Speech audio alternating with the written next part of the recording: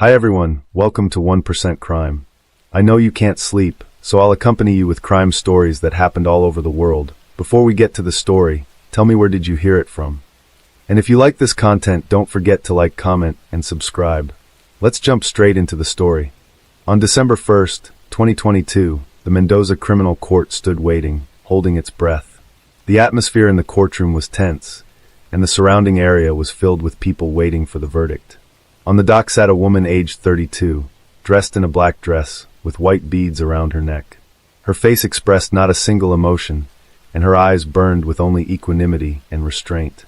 She was preparing to hear the judgment that would determine her fate and leave a mark on history. Everyone in the room had known this woman for many years, but now they were faced with a mystery that was difficult for them to understand. Outside the courtroom doors, the approaching footsteps of the judge could be heard, like the pounding of a heart, echoing in the silence and felt in every corner of the place. Everyone knew that what was at stake today was not only the fate of the woman in the dock, but also the truth that had remained in the shadows for so long.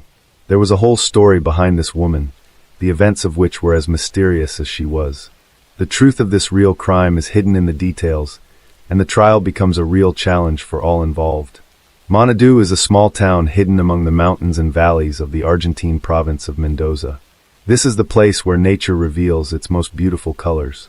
In autumn, the streets are sprinkled with golden leaves, and the mountain peaks are painted in shades of orange and red. The residents of Manadú know each other well, and everyone can tell the biography of their neighbors. Here people share joys and sorrows, support each other in difficult moments, and celebrate important events together. In this secluded place, among the mountains and valleys, Rolando Angel Aquino and Karen Oviedo began a romance that would later shake Manadú and all of Argentina. When the streets of the city, surrounded by colors of autumn gold, as if frozen in anticipation of something long awaited, the fates of the two young people of this story intertwined. Rolando Angel Aquino, a man with a magnetism capable of attracting the attention of others, could not help but notice the exciting gaze of Karen Oviedo. She was a woman with fire in her eyes, a passion for life, and an energy that instantly won his heart. The young people were very similar in their interests and dreams, and the determination and entrepreneurial thirst of both inspired them. This meeting was an accident that gave them a chance for true happiness. Finally, they found in this relationship what they had been looking for in others for so long. So in 2016, the lovers started living together and opened their own business, a warehouse, which was located in the house where they lived. Karen has always had a special eye for detail, and she lovingly created a sign on one of the windows for customer service. Next to it were lists of items for sale. It was their little corner that they were rightfully proud of. The people of Manadú watched this happy and determined couple with interest and respect. Everyone wondered who these young people were and how they managed to accomplish so much. Many people knew Karen from childhood, but Rolando remained a mystery. No one knew anything about his past, except that he came from Bolivia. Rolando not only ran the business with Karen, but also worked at the fair in Guaymalan, where wholesale fruit sales were held. Looking at this couple, it seemed like they had found their little paradise on earth. But sometimes, even the strongest and most sincere relationships can face a test. One day, Rolando was taken aback when he caught Karen in the car with another man. His reaction was a flash of anger. In that moment, he nearly destroyed everything inside the interior of the car. The picture of happiness crumbled in a matter of minutes. But then, Rolando agreed to give them a chance, choosing to forgive and continue to move forward with his beloved. In the eyes of others, they remained a model of an ideal couple, able to overcome all difficulties together. Rolando Angel Aquino is an enigmatic figure who was born in 1987 in Bolivia. His exact date of arrival in Argentina remains unknown, like many other aspects of his life. As the eldest of 7 children in his family, Rolando learned from an early age the value of family bonds and hard work. His ideal was a happy family filled with joy and children's laughter. In his youth, he met Carolina Chavez, from whom he later have a son. Despite the difficulties, the couple remained on good terms. Later in his life appeared Soledad Gardio, who gave him another son, Elias. Relationships with Soledad also did not work out. However, Rolando was always a devoted father who took care of his children. He kept in touch and always maintained a warm relationship with the mothers of his children. From a young age, Rolando was a physically fit man who took care of his health by playing sports and playing soccer for the local team. Colleagues and loved ones described him as a kind and very hard-working man. Neighbors in his neighborhood got along well with him, but Rolando always showed a distinct shyness in socializing. Karen was born March 30th, 1990, and spent her childhood and youth in Manado, in the same house where she and Rolando later established their warehouse.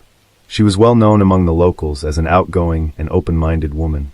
Like Rolando, Karen dreamed of a happy and successful family with a caring and devotedly loving man. However, it took her some time to find the one man with whom she could build her happiness. Before meeting Rolando, Karen had already attempted to create a happy relationship that resulted in the birth of two wonderful girls. One of her former partners, Raul Ojeda, became the father of one of them, and Karen married him in 2013. However, as time went on, that marriage was on the verge of breaking up. According to Raul, financial difficulties were one of the reasons for the conflict. Worried about his life and in search of new opportunities, Raul decided to leave his family. On the pretext of buying some necessary item, he fled the city and traveled abroad, changing buses to make it difficult to track his whereabouts. In this way, he sought to evade all attempts to locate him. In the summer of 2019, 9-year-old Elias arrived at Rolando and Karen's house. They had many plans for the near future that they wanted to spend together. However, on the morning of July 12, 2019, when Rolando came to wish his son a good morning before leaving for work, he noticed that the boy was not feeling well. The father immediately decided to take his son to the children's hospital to see a pediatrician. There, after examination, it became clear that Elias's condition is critical, and he was immediately sent to the intensive care unit. Despite the best efforts of the medical staff, little Elias died shortly after he was brought to the hospital. The amazing thing was that he left home perfectly healthy, without any unusual symptoms, and arrived at his father's house also perfectly healthy. However, the medical report was devastating. It stated that Elias died of third-degree poisoning, which caused multi-organ failure and cerebral thrombosis. These conclusions left Elias's parents in complete bewilderment, as their son seemed to be completely healthy and active, and suddenly died of an incomprehensible disease. Following their professional duty, the doctors insisted on conducting an additional forensic medical examination. However, Elias's mother and grandmother, dumbfounded by the loss, refused this procedure.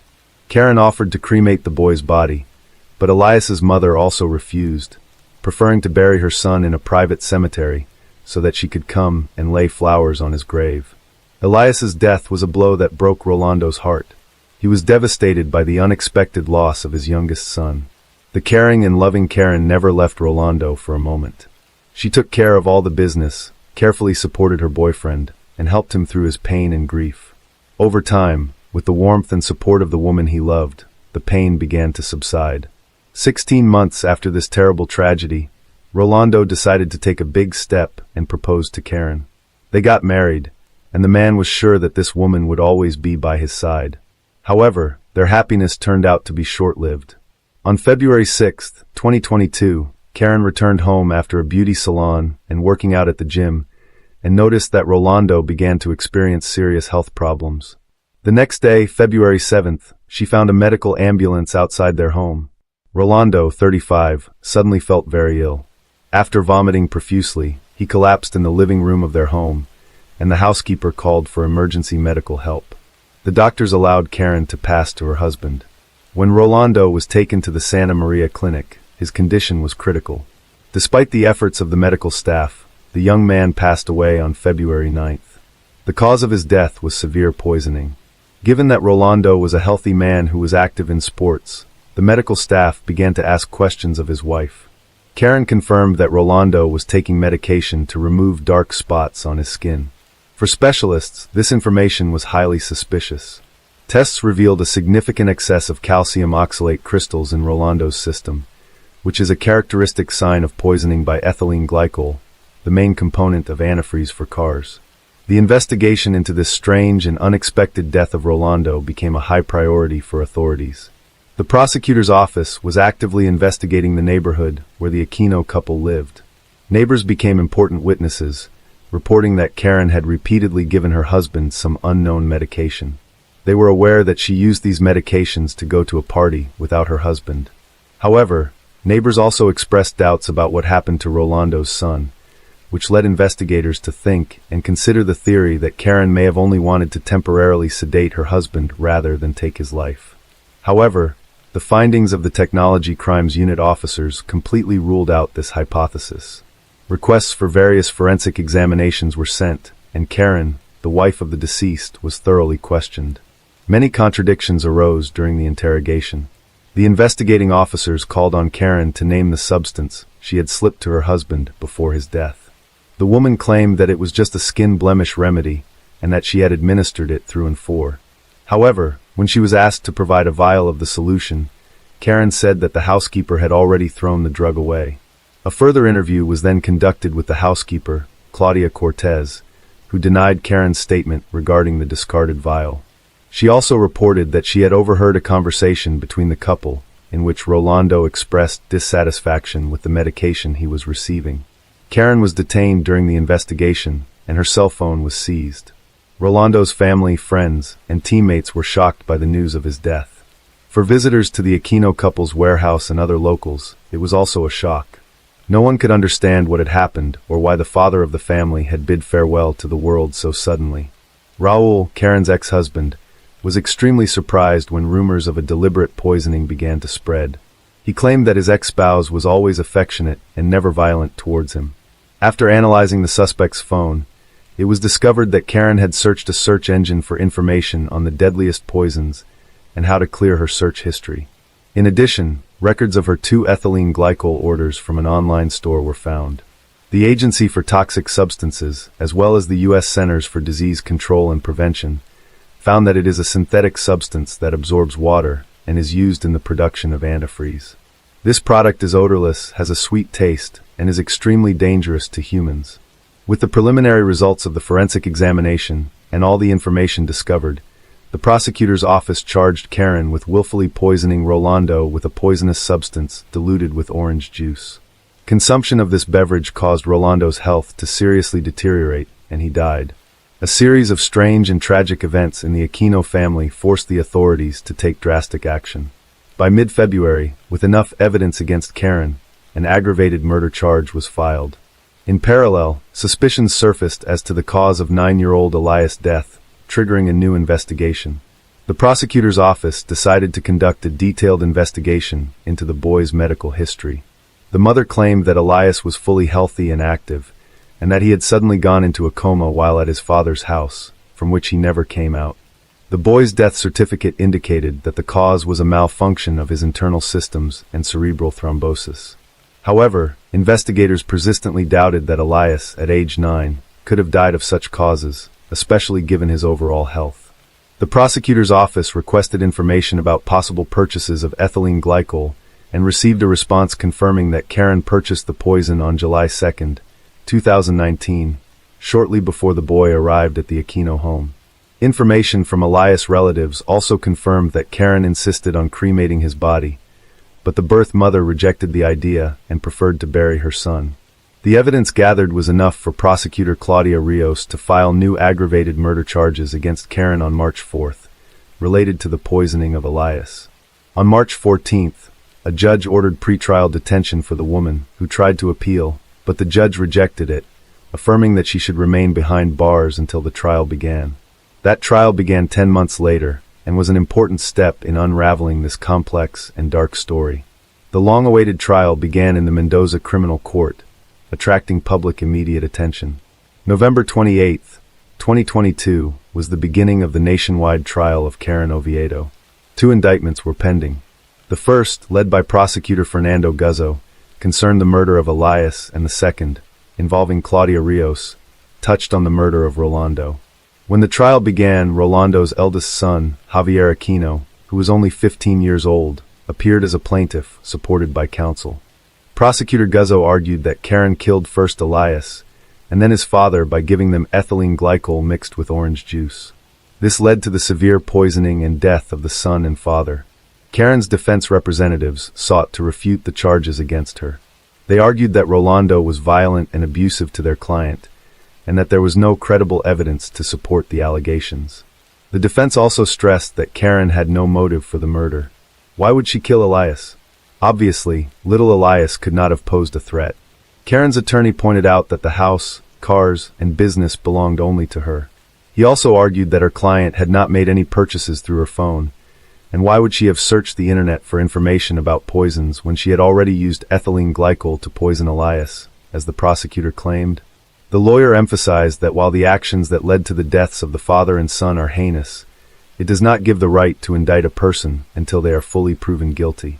The defense attempted to sow doubt among the jury by arguing that the charges against Karen were false, and Karen claimed that the antifreeze purchase could have been made by her partner by hacking into her account. She also claimed she had an alibi for when her husband was poisoned. On February 6th, Karen was not at home when he began having health problems. The defendant, known to the media as the Guatemalan poisoner, was given the opportunity to speak after the initial phase of the trial was over. Judge Diego Liberty allowed her to speak, and Karen passionately argued that she was being accused of a horrific crime she did not commit. It was extremely painful for her to realize this, especially since she was the mother of 2 young daughters.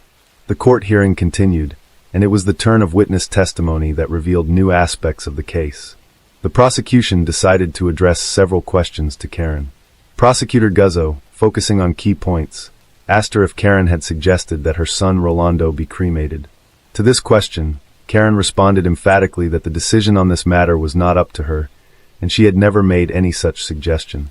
The prosecution called as witnesses relatives of the deceased to reveal further details of what had happened. Soledad, Elias' mother, told the court that after her son's death, Rolando relayed to her Karen's words, in which she suggested that Elias' body be cremated so that both families could keep the boy's ashes. However, Soledad rejected the idea. She also shared her memories of meeting Rolando at the cemetery, where she was told about Karen's jealousy. According to her, Karen even slept in a separate bed, that the relationship between Rolando and Karen was so tainted that the couple slept separately. Another witness was Carolina, the mother of Rolando's first child. She confirmed that according to her ex-husband, the couple slept separately, but Carolina herself had not had any interaction with Karen prior to the incident. However, on the morning of February 8th, Karen herself called her to inform her that Rolando was sick and in the hospital. Karen told Carolina that her husband had probably taken some medication and was feeling ill. She also asked Carolina to help her unlock her husband's cell phone, claiming that she had suspicions that he was seeing another woman. Carolina was shocked to learn of Rolando's condition, as they had seen each other just a few days ago, and he seemed perfectly healthy. She revealed that when she arrived at the hospital, Karen was already there and had gone to see the doctors. Carolina wasn't allowed inside, so she was left waiting. Later, as she was leaving the hospital, Karen told her that no one else was there and everyone had left. This made Carolina very suspicious, and she demanded an explanation from the doctors, to which the doctor announced that the patient had lost consciousness and was not responding to treatment. Caroline then went to the hospital secretary and complained. After talking to Karen, Carolina learned that Rolando had taken medication for skin blemishes, after which he had had an allergic reaction. She claimed that the medication bottle no longer existed because the housekeeper had thrown it away. All these details added to the mystery of this complex case. The trial continued, and now doctors and experts stood before the jury to present forensic evidence and the results of a psychological examination. This evidence threw light on details that had gone unnoticed earlier. Dr. Ivana Marinelli, a pediatrician at the hospital, described how she cared for Elias in July 2019 when the boy was hospitalized. She described that Elias was brought to the medical facility with severe breathing difficulties and urgently required intubation. He also underwent a CT scan which revealed a deep cerebral thrombosis. Elias was given a course of intensive care. The doctor also confirmed that the symptoms that Elias had were consistent with ethylene glycol poisoning. This included impaired consciousness, restlessness, and a subsequent coma accompanied by a blood clotting disorder. Despite the best efforts of medical personnel, the boy's condition worsened, and after 5 p.m. on July 12th, cardiac and respiratory arrest ensued. Doctors tried to resuscitate Elias for 50 minutes with the participation of his father, but all efforts were futile. He was pronounced dead at 6 p.m. The jury also read the results of Karen's psychological examination, conducted at the request of the prosecution. In their findings, the experts emphasized that Karen had lied and concealed the truth.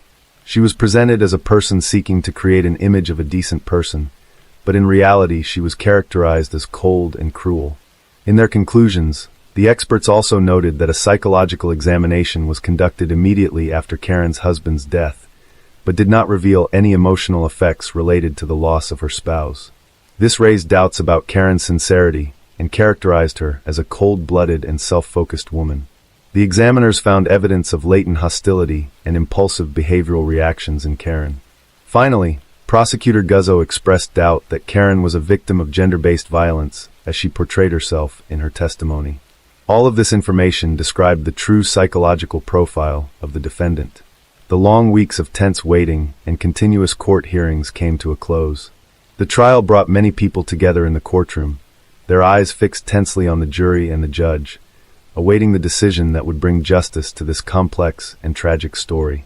The prosecutor, in moving for a judgment of conviction against Karen, assured the jury that all the evidence gathered strongly suggested that she was the one who planned and committed both murders.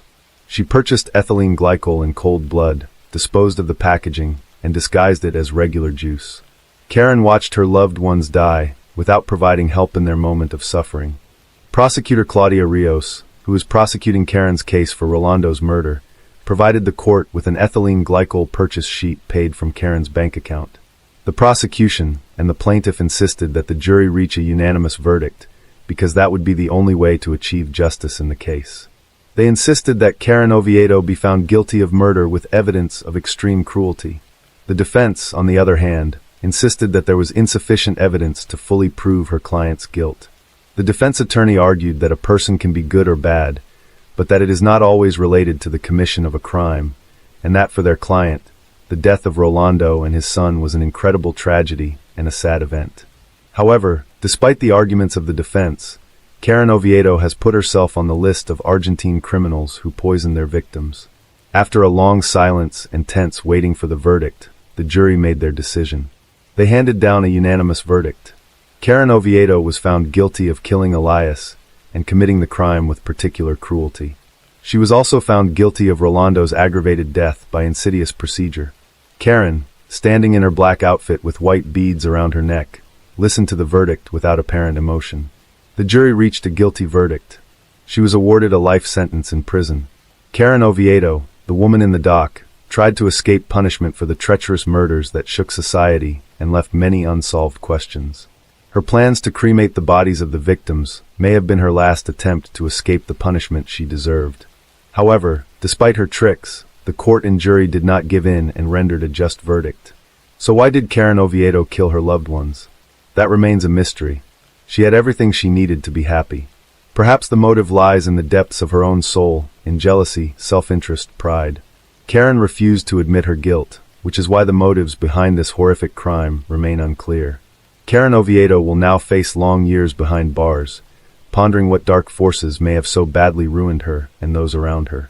July 28, 1996 was a normal summer day in South England.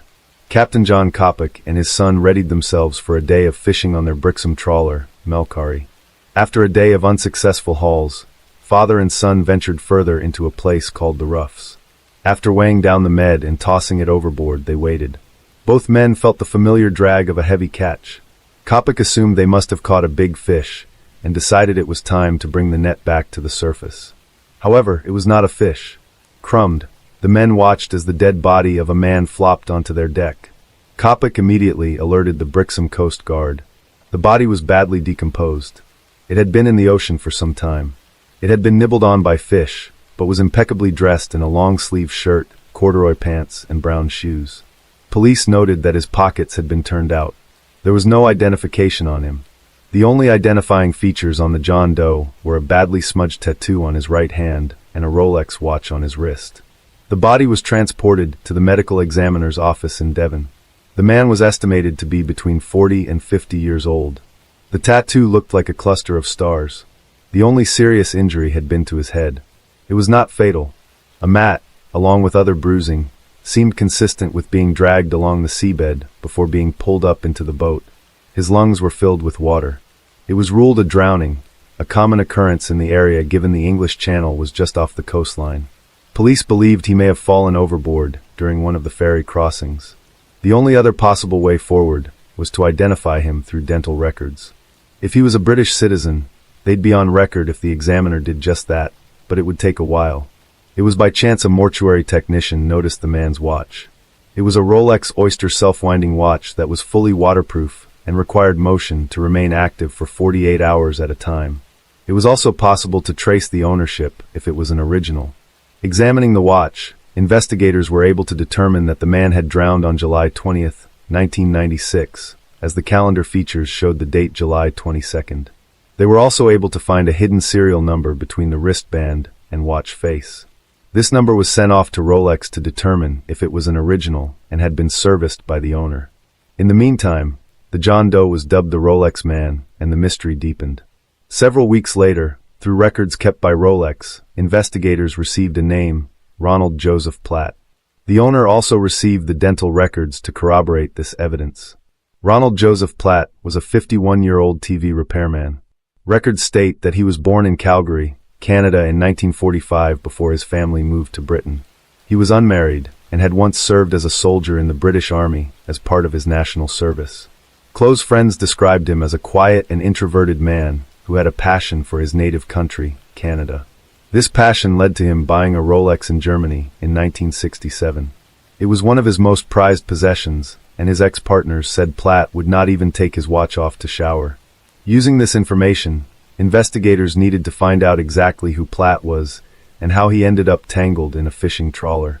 Detective Constable Ian Clenaghan of the Devon and Cornwall Police was assigned to the case from the initial discovery. Police were able to discover hundreds of miles from where his body was found. Clenaghan made contact with the Essex Police Department. Detective Sergeant Peter Redman offered to visit the address to help with the case. When Redman visited the property, it was vacant. Redman contacted the landlord to explain that the owner had moved some time ago, but provided the detective with a reference letter. The letter contained a request to reach out to Davis. The detective inquired about Platt and Davis's relationship before explaining that the body they discovered in Devon was possibly that of his friend. Davis agreed to pay the Essex police a visit. Redman met with Davis and found him to be an amiable person who seemed quite confident. However, he was quiet and did not ask many questions about Platt's death or discovery. When prompted, Davis explained that he hadn't seen Platt in over 3 months. The last time they'd met, he'd loaned him money to start an electrical business in France. As far as Davis knew, Platt had been living in France all this time. During the interview, Redman learned that the tattoo on Platt's hand was in fact a maple leaf, the national symbol of Canada. Davis explained Platt's love for the country. Redman received the photo, as promised. Police in Essex were able to wrap up the investigation on their end, landing on the theory that Platt fell overboard and drowned along the channel. This fit the story told by Davis. It was just an unfortunate accident. As the Essex case wrapped up, Clenaghan needed to tie up the loose end on his side. He tried contacting Davis several times, agreeing to this. Redman paid Davis a visit at his home in Woodham, Walter. It was a rural part of Essex with only 4 houses. These houses were not numbered traditionally, but rather each had a name. He knocked on the first door, and an elderly couple answered. When they asked Redman who he was looking for, he gave them the name David Davis. The couple then informed him their neighbor was not Davis, but they were talking about the same man he had met with previously. Redman knew something was wrong here.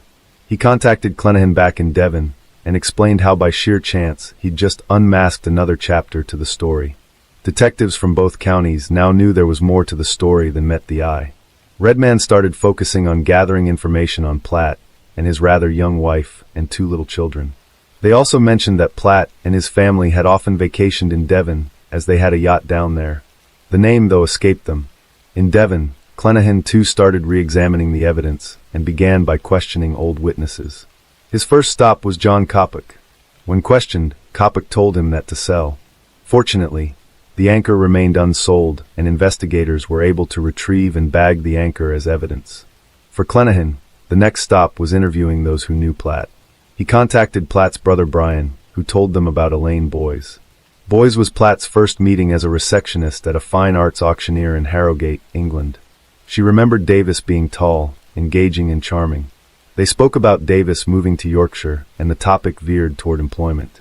Davis wanted Boys to work for his company. She explained that it wouldn't be for long as she and Platt were working as executive assistants for Davis. She then introduced Platt to Davis, and the two men developed a fast friendship. The couple were mesmerized by Davis's grandiose stories and admired his lavish lifestyle. Davis made them an offer to be directors of his company, the Cavendish Corporation. Initially, Boys was a wealthy doctor living in New York who still demanded he pay alimony. By now, the couple developed a trusting relationship with Davis and believed their friend was truly trying to keep his wife at bay. Davis had both Boys and Platt traveling to Europe to broker deals for him and slowly pulled them into the web he was weaving. They deposited money for him into various foreign bank accounts, never questioning David or his motives. He was trustworthy, a man of religion, and in their eyes, infallible. On Christmas Day, 1992, Davis invited the couple to spend the day with him and his daughter, Noelle. After enjoying a hearty meal, they sat down to exchange gifts. Boy's car was the ultimate gift. Davis had made a promise to buy the couple 2 tickets to Canada if they were willing to use them before February 1993. For Boys, it seemed a bit overwhelming with a short notice, but Platt was on his way to Club 9. His lifelong dream of returning to Canada was being realized thanks to this generous man he had come to call a true friend. Davis convinced them that it was better they get a start on their new life sooner than later. Davis wasted no time in preparing for their imminent departure. He suggested to both Boys and Platt to have rubber stamps of their signatures made in case he needed to sign any documents urgently. He'd also keep their driver's licenses with him in case proof of identity was required. This didn't seem a tall order for the couple because they trusted Davis, saying he'd just given them the start they needed. And so, in February of 1993, Boys and Platt jetted off to Canada to begin their new lives. Canada did not offer the greener grass that the couple had expected. They'd landed in the country in the middle of winter. Work was scarce and financial troubles soon turned into relationship problems. Boys and Platt tried to make it work, but the growing tension created a rift, and they soon drifted apart. 5 months later, Boys returned to England to attend her sister's wedding as a bridesmaid. She had no intention of returning to Canada. Having become family friends, Davis was also invited to the wedding. There, he spoke to Boys and inquired after Platt. He was upset after hearing that Boys was not returning to Canada and that she and Platt had ended their relationship. Davis tried convincing Boys to give Platt in Canada a second chance. When she refused, Davis suddenly changed tactics. He soon packed up his life and family and left Boys with a mobile number. Their friendship dissolved and soon the calls disappeared as well. Platt and Boys, too, were no longer in contact. Since leaving Canada, she'd not had any contact with her ex-lover, Platt, or her once dear friend, Davis.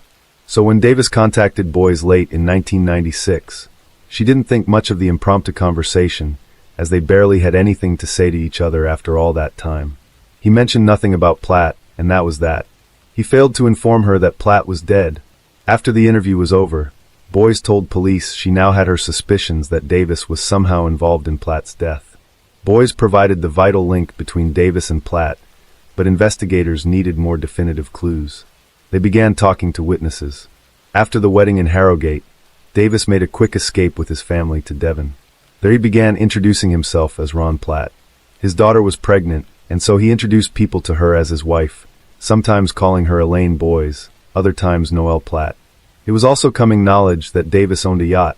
Adding further suspicion was that witnesses said they had seen Platt and Davis together a month before Platt's body was discovered. They'd allegedly booked into the steam packet in as brothers David and Ronald Platt. By now, police knew Davis was lying about Platt and his knowledge about his death. They needed a final bit of evidence, though.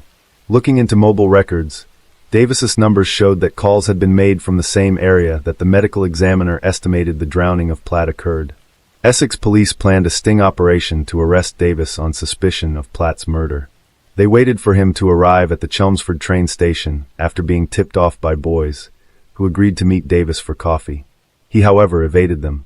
Redmond, though, was tenacious and decided to drive by the family home. There, he noticed activity, but he did not pounce immediately, calling for backup instead. There was the assumption that Davis might be armed. As they prepared to make their move, a taxi pulled up to the driveway and Davis made a quick getaway as the taxi sped off. Police gave chase and Davis was eventually apprehended. With a gun trained on him, Davis surrendered without incident. Little did police know, this was only the tip of the iceberg. Davis was arrested and his fingerprints taken. Running them through an international database revealed another twist to an already thickening plot. The prince came back belonging to a man named Albert Johnson Walker.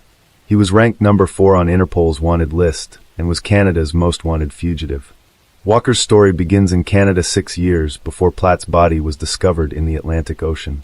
Born in Hamilton, Ontario on August 9, 1945, Walker always dreamed big. He was a high school dropout with a larger-than-life presence. He worked as a bank teller and spent much of his free time socializing in Ontario. It was during a social event he met his ex-wife after a whirlwind romance spanning all of 4 days. He proposed to her, and they married in 1968. They started a family early, having 3 girls and 4 boys. They raised the family in Paris, Ontario.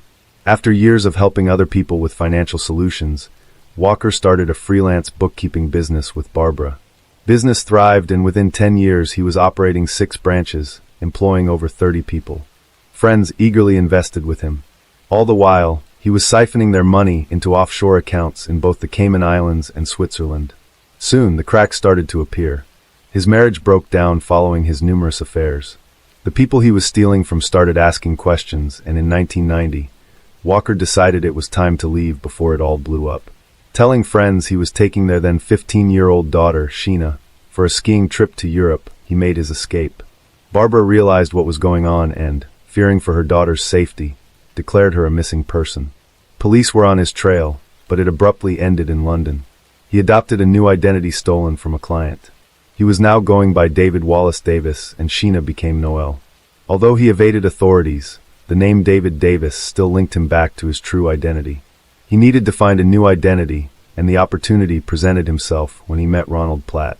Platt kept a very small circle of friends, and was obsessed with living in Canada. Walker used this knowledge to his advantage. The wheels were in motion, and Walker finally had the identity he needed.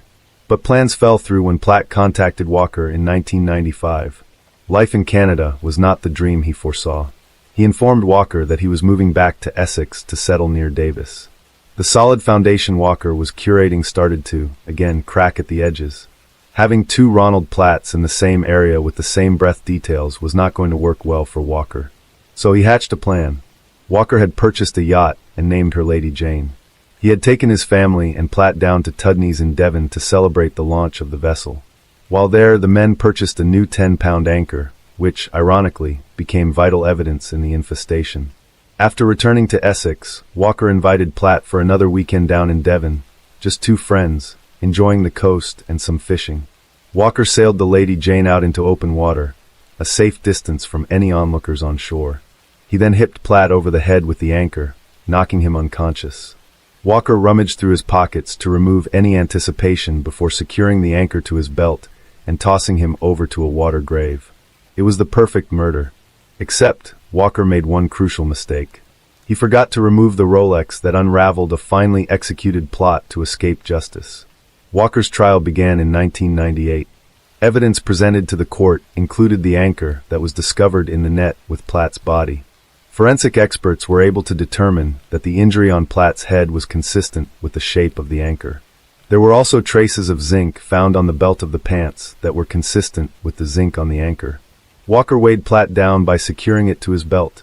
A search of Lady Jane yielded more physical evidence. Hairs much of Platt were found on a cushion beyond. Platt's fingerprint was found on the carrier bag used to carry the anchor back to Lady Jane.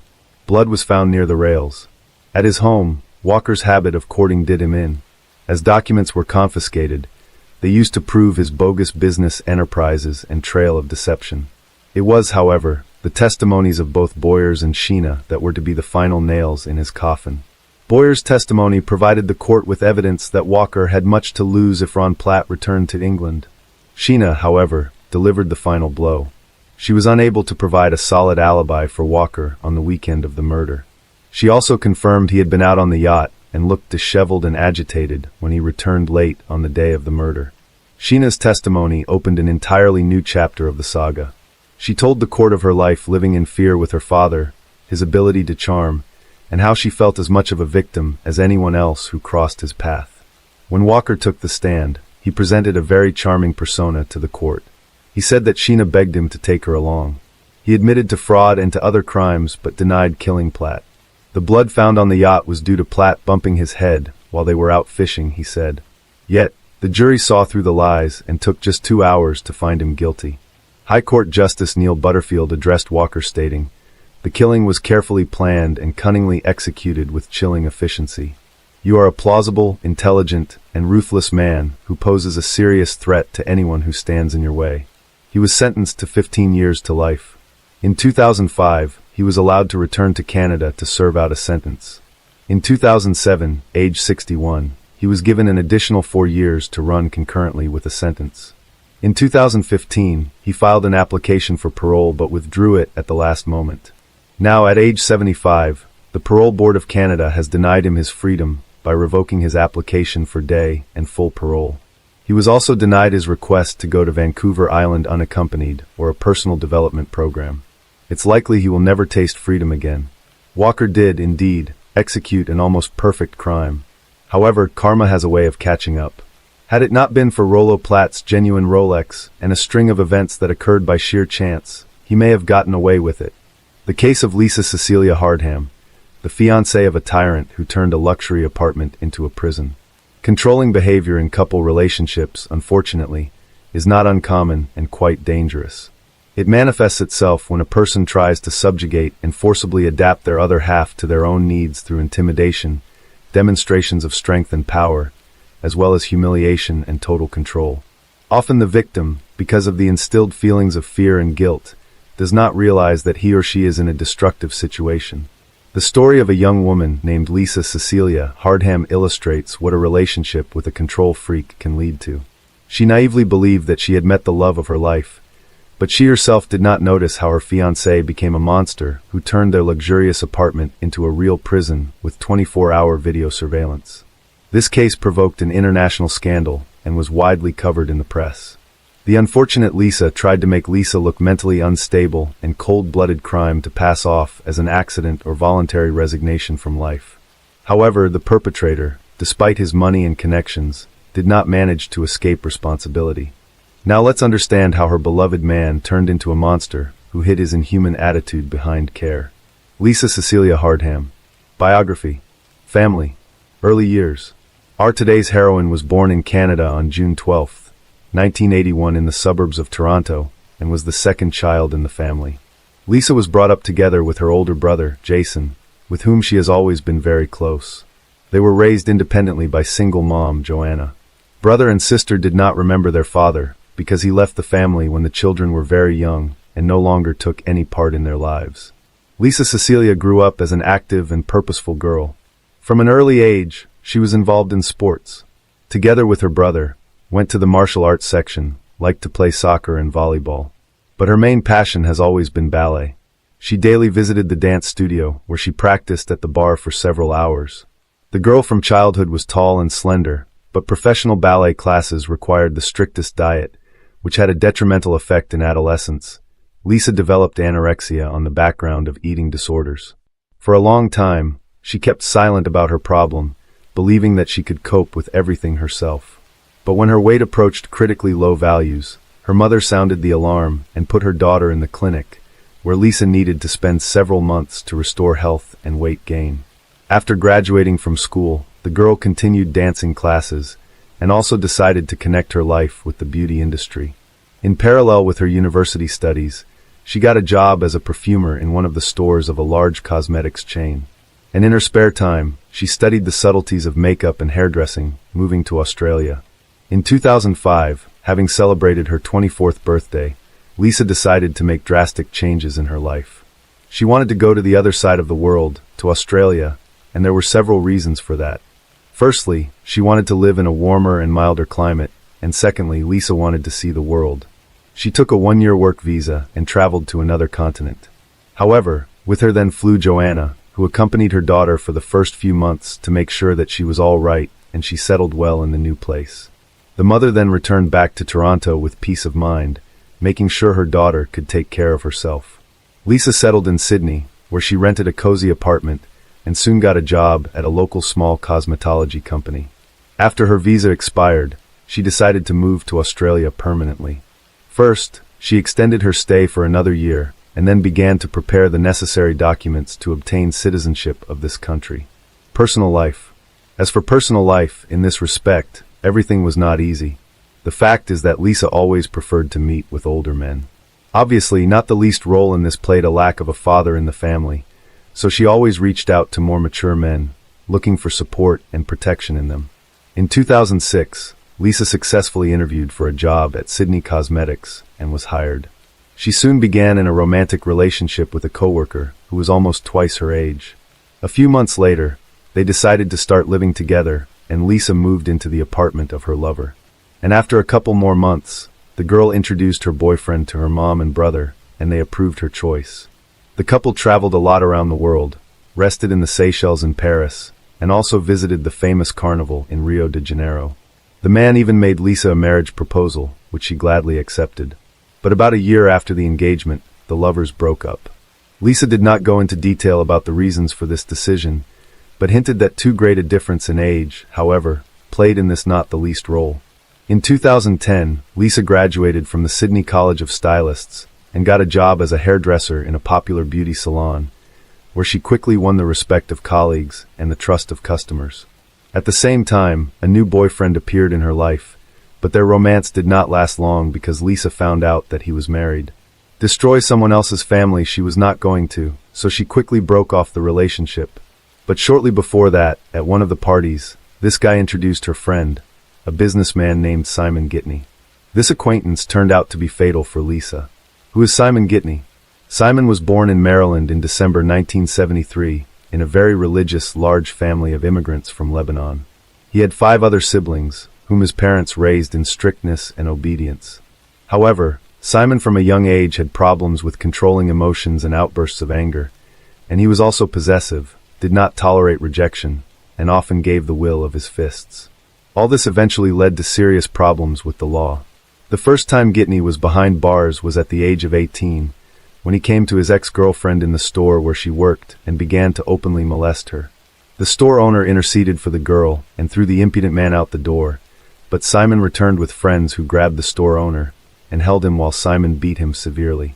That time, the guy only served a few months and was released on bail for good behavior afterwards. But 3 years later, he was arrested again, this time on theft charges. However, Simon resisted violently, threw himself into a fight, and bit off one of the policeman's earlobe. He was threatened with a serious prison sentence for this prank, but the pastor of the Lebanese Christian church of which his entire family was members interceded. As a result, the young man spent only a year and a half in prison. In 2000, Simon again came to the attention of the police, and this time he was arrested for possession and distribution of illegal substances. But the sentence was again extremely lenient, and he served 2 years out of the 4 assigned to him. On release, Gadamai, as it seemed to everyone, took the path of correction. He moved to Sydney, where with a few friends founded a fairly successful business for the production and sale of luxury women's shoes. This business brought a stable high income, so Simon quickly became rich, acquired luxury real estate in a prestigious neighborhood, a premium class car, and carefully tried to hide from everyone his rich criminal past. From his roommates to his lovers. At that party, Simon and Lisa exchanged phone numbers, and soon he called her himself. Their relaxed communication somehow imperceptibly grew into a buddy relationship, and when in January 2010 Lisa complained that she was unhappy with her current living conditions and would like to rent an apartment in another neighborhood, Itani kindly offered her to live for free in one of the rooms of his luxurious apartment while she was looking for a suitable place to rent.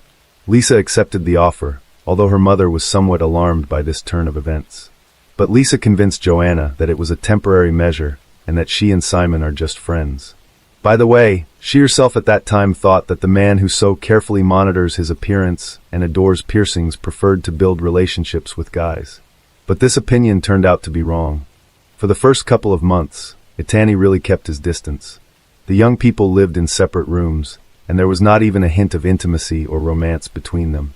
But gradually they got closer, the so-called spark, and started a romance which quickly gained momentum. At the time of the beginning of their relationship, Simon was 37 years old and Lisa, 28. Simon seemed to her a beautiful prince from a fairy tale. He was sociable, cheerful, spoiled his beloved with gifts, and arranged her pleasant surprises. The couple began to appear everywhere together. In particular, they went together to an elite sports club, which Simon attended regularly for many years. Lisa was sure that finally met her true love and will live a long, happy life with the chosen one. She raved about him to her mother, brother, and friends, and had no idea that this fairy tale would soon end. An affectionate tyrant, just 6 months after the beginning of the relationship, Simon's behavior began to change, but it happened in stages and in such a way that Lisa did not notice anything, thinking that the lover does everything for her own good. He gradually distanced Lisa from friends and family, erased all her personal boundaries, tried to change her views, tastes, and behavior, adjusting them to his needs. In June 2010, shortly after Lisa celebrated her 29th birthday, Simon began to persistently persuade her to quit her job, claiming that she was not valued there and she could find a better paid position. But Lisa loved working at the beauty salon, where she had many regular clients and was happy with her income, so she didn't understand why she should quit her job and refused to do so. Simon was not satisfied with the refusal, and in August of the same year, he showed up at Lisa's salon, having thrown a loud scandal, which actually forced her to write a letter of resignation. Lisa Hardem was shocked by his behavior, but Jitani assured that it would be better and in general, she can no longer work, because his income will allow them both to live comfortably, nothing to deny themselves. A month and a half later, the couple moved into a new luxury apartment, located on the 15th floor of an elite residential complex. As it later turned out, the room was literally stuffed with hidden surveillance cameras, of which Lisa, of course, did not even guess. Simon gave his beloved an expensive smartphone and laptop, pre-installed on them spyware that allowed him to track all her messages, emails, as well as listen to calls and see all of Lisa's movements. In addition, Simon gained access to her social media accounts and began to discreetly clean lists of friends, delete posts and photos at his discretion, as well as read personal correspondence. Total control. Jitani's control over Lisa increased day by day, but as an experienced manipulator, he made it look as if his girlfriend wanted to do as he told her. Jitani had invaded literally every aspect of her life, leaving no hint of privacy. He forbade Lisa to use cosmetics, claiming that she does too bright makeup, which makes her look vulgar. He also bought her clothes in unsightly clothes in gray and black colors, and all her outfits simply threw away, arguing that they were too revealing and men would stare at her. From the apartment, Lisa went out only accompanied by her lover. They visited together only those places that he himself chose. Simon even forbade her to visit the gym. Instead, he bought several expensive exercise machines, saying that now she could train at home. Lisa's social media friend lists were dwindling by the day, and eventually Jitani convinced her to delete the accounts. Lisa also had no friends left in real life, and all her contacts and calls were closely monitored. Simon only allowed her to communicate with her mother and brother. Last trip home. In December 2010, Lisa decided to fly to Canada to celebrate Christmas with her family. Simon was going to fly with her, but at the last moment his plans were disrupted because of urgent business matters. He didn't plan to let his friend go alone, but she literally begged him, because she hadn't seen her mom and brother for over a year. In the end, he agreed, but set strict conditions and rules, which she had to strictly follow. Jason and Joanna were shocked at the changes that had happened to Lisa over the past year. She was nothing like the bright and cheerful beauty she had been before. She had literally become her own shadow. There was not a drop of makeup on her face. Her luxurious hair was pulled into a ponytail and hidden under a headdress. Her clothes were baggy, unattractive, and completely black. But it wasn't even the outward changes that were the most frightening. Lisa flinched every time the phone rang and instantly grabbed the receiver. It was one of Simon's conditions. She had to answer immediately, at any time of day, no matter what she was doing at that moment. Lisa stayed at her mother's house all the time, refused to see her friends, and hardly ever went out. Joanna was alarmed and frightened by this behavior of her daughter, and she decided to have a heart-to-heart talk with her. Then Lisa burst into tears and admitted that Simon always knows where she is, with whom she communicates, and what she talks about on the phone. Lisa also revealed that Simon doesn't allow her to work, see her friends, go to the gym, or have any hobbies.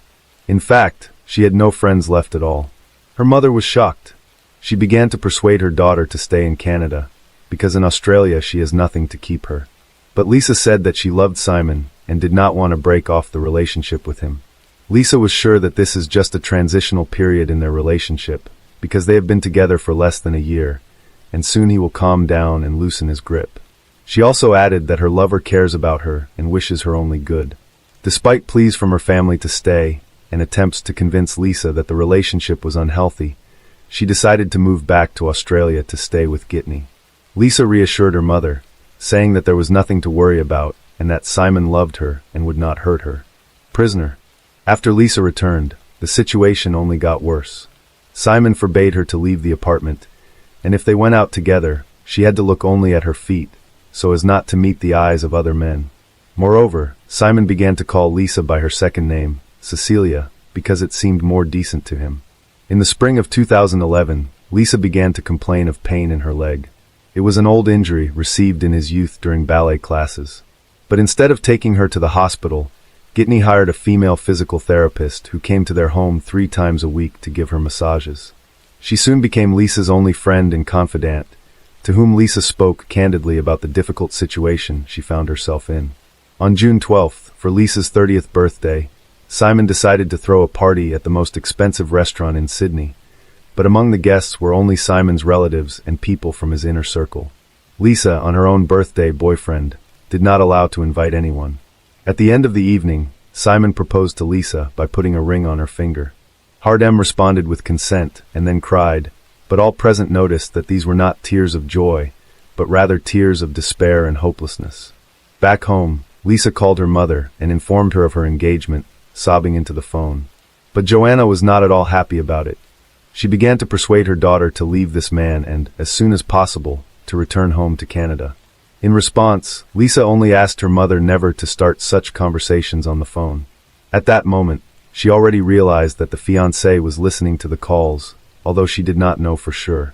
Escape plan for a while, Lisa tried to distract herself with thoughts of the upcoming wedding and began planning the festivities. When she decided to consult with Simon about something related to the event, he rudely cut her off and told her that he would choose the place, buy her address, and make the guest list. Lisa was utterly crushed, for she had no say even here. During another visit to the physiotherapist, Lisa admitted that she couldn't go on like this, but she couldn't leave because her fiancé wouldn't let her go. Together, they developed a plan according to which Lisa, at each visit of the masseuse, gave her some of her belongings for safekeeping, but did everything so that Simon did not notice anything. On July 28th, Simon left his laptop at home in a hurry, which he usually carried with him everywhere. Lisa took advantage of this and looked into it, and her worst fears were realized. There, she found a spyware program with the help of which the fiancé received all the data from her phone, as well as numerous recordings of her conversations with her mother. But the most horrifying discovery was the surveillance footage from the security cameras located in every room of their apartment. That same day, Lisa, using her physical therapist's phone, called her mother and asked her to come on the next flight to her apartment and take her home. However, Joanna could not leave work so quickly. She needed time to ask for an excuse to switch shifts with one of her colleagues. Afterwards, the woman could never forgive herself for this delay. Back home, Simon immediately realized that his fiancée had taken his laptop and seen the spyware. Lisa cried, trying to figure out why she deserved to be treated that way, but Simon only pointed out that he'd done it for her own good. Accident or murder?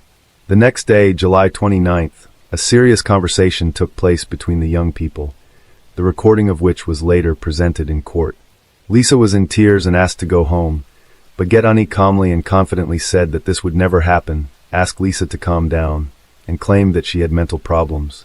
On the morning of July 30th, 2011, Lisa got up early, got fully dressed, and put her documents and essentials in her purse. She locked herself in the bathroom and called her mother one last time, telling her that if anything happened to her, it would be Simon's fault. Apparently, Lisa wanted to leave the apartment unnoticed while her fiancé slept, but she failed. What happened next can only be guessed. According to neighbors, they heard a scream in the hallway, but did not have time to react because all abruptly hushed. And exactly a minute later, a young woman fell from the balcony of the 15th floor, crashing to her death. Several passers-by on the street also heard the scream and saw a body falling from a height, but did not have time to realize what was happening. According to a guy who was walking his dog that morning and was closest to the scene, he heard a noise and looked up. The eyewitness saw a man holding something large, which he then threw down. When passers-by came to the place of the fall, they saw a young woman lying on the ground, but all attempts to help her were in vain, as she died instantly, having received extensive injuries. 3 minutes later, Gitney, dressed in his pajamas, ran out into the street. He was crying, saying he didn't know how he was going to live his life and claiming that he hadn't caught his fiancée in time.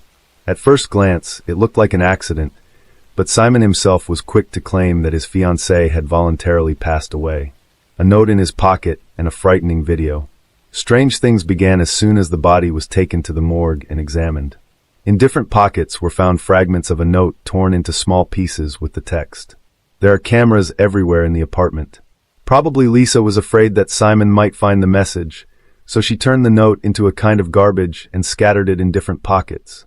A check showed that there were indeed a lot of cameras in the apartment, but the hard disk with recordings could not be found, and Simon claimed that there was no video recording at all. A surveillance camera in the communal hallway, on the other hand, captured something frightening. The short clip shows Lisa running out of the apartment and calling for help, but her fiancé grabs her from behind, covers her mouth, and drags her back in. This happened a minute before she fell off the balcony, and it was this scream that the neighbors heard, and Gaetani's laptop was found to contain a recording of a conversation he and Lisa had the night before the tragedy, as well as spyware that Simon used to spy on his fiancée.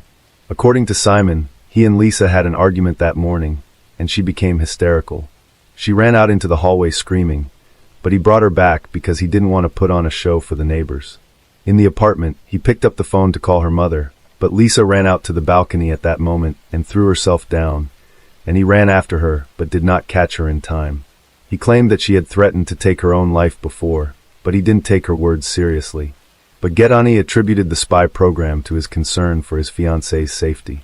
Trial and sentencing. In the course of the trial, Simon was accompanied by already a new pasta, 22-year-old model Rachel Louise, who was just incredibly similar to his dead fiancée. However, later it was said that the girl just wanted to become famous at the expense of this high-profile case, and therefore willingly talked to the press and appeared on television, saying that Gaetani would never raise his hand on a woman. Simon's lawyers tried to convince the court that Lisa suffered from a mental disorder, was prone to hysterics, and could have voluntarily passed away. Even a long history of anorexia and treatment in the clinic came up. The defense also argued that the defendant, being short in stature, simply could not physically lift Lisa, who was taller than him, and also could not throw her off the balcony. But this version was refuted by a trainer from the gym, which Simon had attended regularly for many years. According to the trainer, the defendant worked with heavy weights, was much stronger than he appeared outwardly, and could easily have lifted Lisa. This was also supported by the absence of Lisa's fingerprints on the railing and the glass barrier, as she could not have jumped without leaning on them. Also testifying in court was the physiotherapist to whom Lisa had told in detail everything that had happened to her and had given her her belongings. In the hope of escaping, it was her testimony that was decisive. Gaetani was found guilty of murdering his fiancée and sentenced to 26 years in prison, with the possibility of parole after 18 years. After the verdict was announced, Rachel Louise threw a tantrum and began to insult the judge, for which she was removed from the room. All attempts by Simon and his lawyers to challenge the court's decision were rejected, and the verdict remained in force. Rachel soon dumped her boyfriend, saying in an interview that it was difficult for them to maintain a relationship in prison, but she remains convinced of his innocence.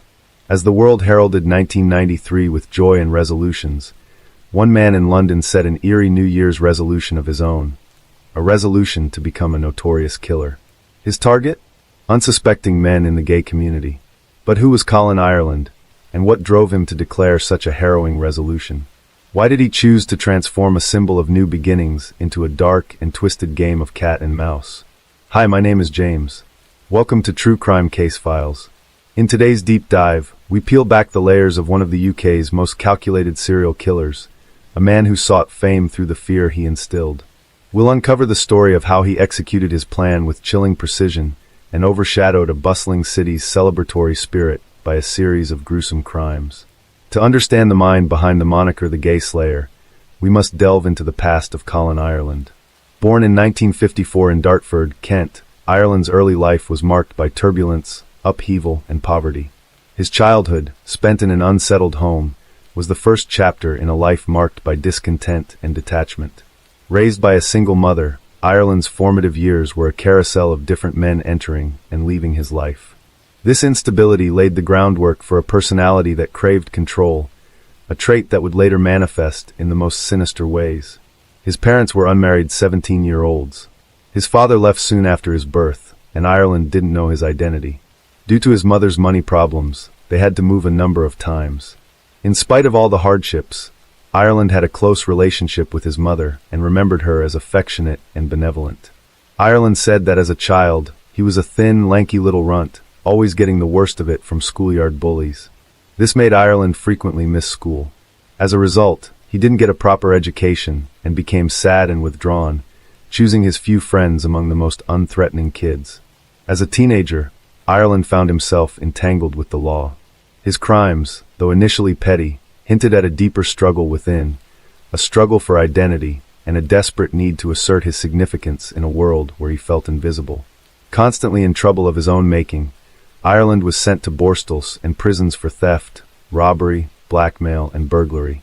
He ran away to London at 16 and hung out in an amusement arcade with a bad reputation where young boys were targeted by pedophiles. Ireland was approached by some of them. Besides, one of his jobs was a bouncer on a gay club. That's where his understanding of gay subcultures came from. As Ireland himself described the 70s, I was entering what I call the lost period, common to those who suffer from psychopathy. In between custodial periods, a lot of the 70s were a blur. I spent my time detached and wondering. In 1982, Ireland married Virginia Zammit, who was confined to a wheelchair. His colleague witnessed a pleasant family life when he visited them. They divorced 5 years later after Ireland's adultery. In 1989, he married Janet Young. He was abusive and after 4 months left his wife abruptly when she was away for the weekend, stealing over £10,000 from her account and leaving her completely broke. He moved to Southend-on-Sea, Essex, roughly 60 kilometers east of London, and lived in a hostel there. Later, he moved to his own flat. There, in this flat, Ireland decided to become a serial killer as his New Year's resolution. Drifting through adulthood, Ireland's life was a patchwork of odd jobs and fleeting relationships. But beneath this veneer of normalcy, there was a growing fascination with infamy and a desire to etch his name into criminal history. Ireland immersed himself in the dark world of serial killers. He studied them, not with a sense of horror, but with an analytical eye. What made them tick? How did they elude capture? These were the questions that consumed him. He spent many hours reading about serial killers and learning about geographic profiling, hence deciding to commit his murders far away from his home. A killer usually commits crimes in a certain radius of about 7 miles from his home. That's why Ireland chose London for his crime scene. He also planned to have at least 5 victims because he had read that a person needs to have such body count to qualify as a serial killer. The year 1993 witnessed a terrifying series of crimes that shook the core of London's LGBTQ+ community. Colin Ireland, a man whose unassuming demeanor masked a sinister agenda, embarked on a calculated campaign of terror, meticulously planning and executing a series of murders with chilling precision. Ireland's hunting ground was the vibrant gay scene of London. He frequented the Coulhern Cub, a known gay bar, seeking out his potential victims. Here, amid the pulsing music and crowded dance floor, Ireland would select and study his targets, plotting their fates with cold detachment. Ireland sought men who liked the passive role in S&M, so he could easily restrain them as they believed it was a sexual game. Members of the pub would wear color-coded handkerchiefs to indicate their sexual proclivities. Ireland was posing as a dominant partner. His first victim, Peter Walker, was a 45-year-old choreographer. Ireland met Walker at the Coulhern, and what started as a night of perceived intimacy quickly turned into a nightmare. Walker's body was discovered in his apartment, revealing the horror of Ireland's actions.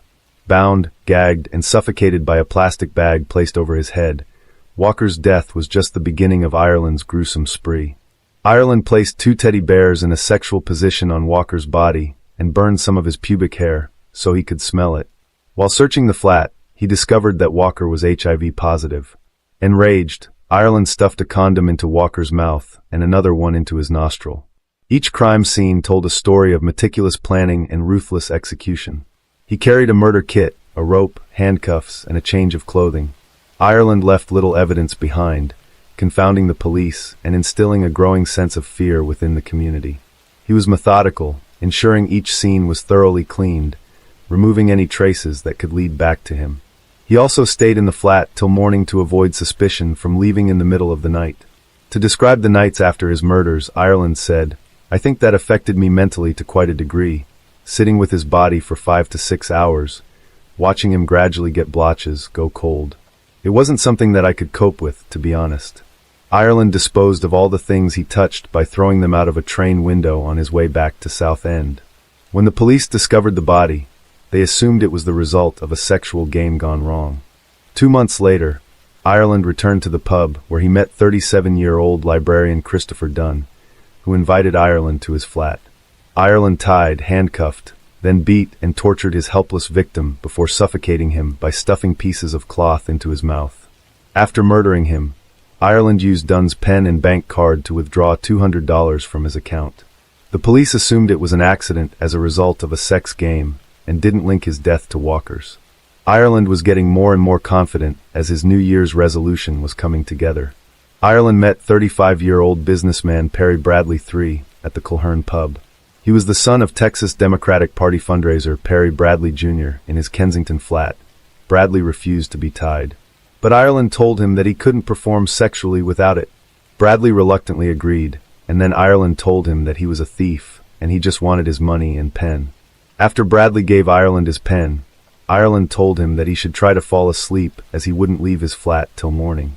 Bradley did fall asleep, and Ireland realized that Bradley could identify him and strangled him. Then he placed a doll on top of the dead man's body. The heinous crimes of Colin Ireland not only sent shockwaves through the communities he targeted, but also captured the relentless gaze of the media. The press dubbed him the Gay Slayer, a moniker that sensationalized his horrific acts and underscored the homophobic undercurrents of the time. Within 3 days, on June 7th, Ireland was back at the Culhern. He met 33-year-old Andrew Collier, a housing warden, and went to his home. Again, Ireland handcuffed and tied his victim to the bed, demanding his bank details. After killing Collier's cat, Ireland strangled Collier. He placed a condom on Collier's penis and fastened the dead cat's mouth over it, and put the cat's tail into Collier's mouth. On June 15th, Ireland met Maltese chef Emmanuel Spiteri. Aged 41, he cuffed, bound, and strangled his victim, then stayed in his flat watching TV and eating Spiteri's food. After cleaning the scene, Ireland set fire to the flat, but it only caused minor damage. As the body count rose, so did the alarm. The gay community, already marginalized, now found itself in the grip of a predator who walked among them, unseen, unknown, and deadly. But what was the motive behind these abhorrent acts? Was it a deep-seated animosity towards the gay community, or something more cold and calculated? And what were the critical mistakes Ireland made, and how did they lead to his capture? As the death toll rose, London's Metropolitan Police found themselves grappling with a cunning predator. The investigation into Colin Ireland's crimes was a race against time, a complex puzzle that demanded not just diligence, but innovation in the face of a killer who seemed always one step ahead. Initially, the investigation faced significant challenges. Ireland's careful planning and meticulous cleanup at each crime scene left frustratingly few clues. The killer's methodical approach in disguising his identity and movements compounded the difficulty, turning the investigation into a labyrinthine task. Detectives were confronted with a disturbing pattern. All victims were men from the gay community, their bodies discovered in their own homes, a sign of trust brutally exploited. This realization led to a focused investigation in London's gay scene, particularly around the Culhern pub where Ireland hunted for his victims. The breakthrough came from meticulous police work and a stroke of luck. A forgotten fingerprint at a crime scene, a chance capture on one of London's first CCTV cameras. These were the pivotal moments that began to unravel Ireland's web of deceit. When Ireland was in Andrew Collier's flat, they heard a noise outside and came up to the window. Ireland gripped a horizontal metal bar across the window and forgot to wipe it off. The police then found these fingerprints. And finally, Ireland was captured on CCTV. Some witnesses said Spiteri left Culhern with a man. Then police traced his route home. His train journey went through Charing Cross Station, fitted with one of London's first CCTV cameras. Each piece of evidence was a precious key, unlocking parts of a puzzle that Ireland thought he had so carefully hidden. But what was it that finally led to Ireland's downfall? How did the police connect the dots in a case that seemed to defy resolution? The relentless pursuit of justice in the Colin Ireland case turned a crucial corner with a single seemingly innocuous phone call. Ireland, emboldened by his actions, made a call to the police, taunting them about his crimes. The day after Peter Walker's murder, having heard no news reports of his crime, he anonymously called the Samaritans and the Sun, telling them that he had murdered Walker and locked his dogs later. The police received a call from Dunn's killer, taunting them because they had failed to link his death to Walker's. In his next anonymous call to the police, he asked, after Collier's death, Ireland called Kensington police and said that he had killed 4 men and they had to stop him. He told the police that he had read many books on serial killers and said, he told the police that he had studied the FBI manual, that is, Whoever Fights Monsters, by ex-FBI agent and serial killer specialist Robert Ressler. I have got the book, he said. I know how many you have to do. Ireland later said that the TV crime series The Bill had also given him many of his ideas and police evasion methods. Forensic psychologist Professor Michael Brooks said, armed with this new evidence, the police intensified their efforts. A suspect started to take shape from the shadows.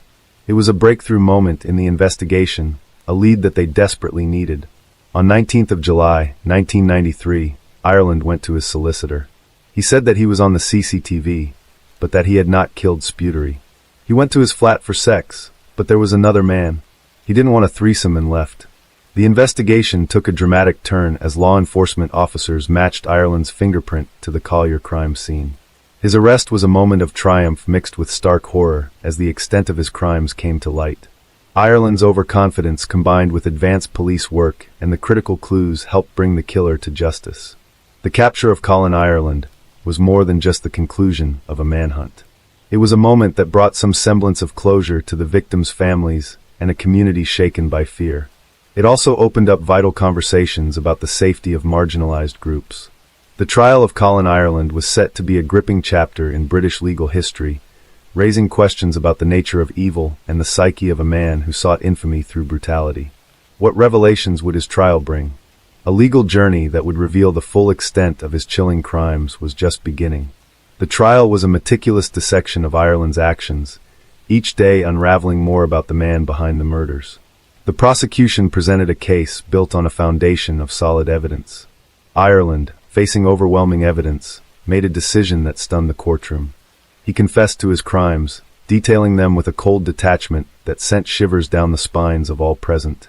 His confession was not just an admission of guilt, but a hair-raising narrative of his calculated and brutal actions. Ironically, pleading guilty to all his murders and confessing, Ireland avoided the publicity he so deeply craved.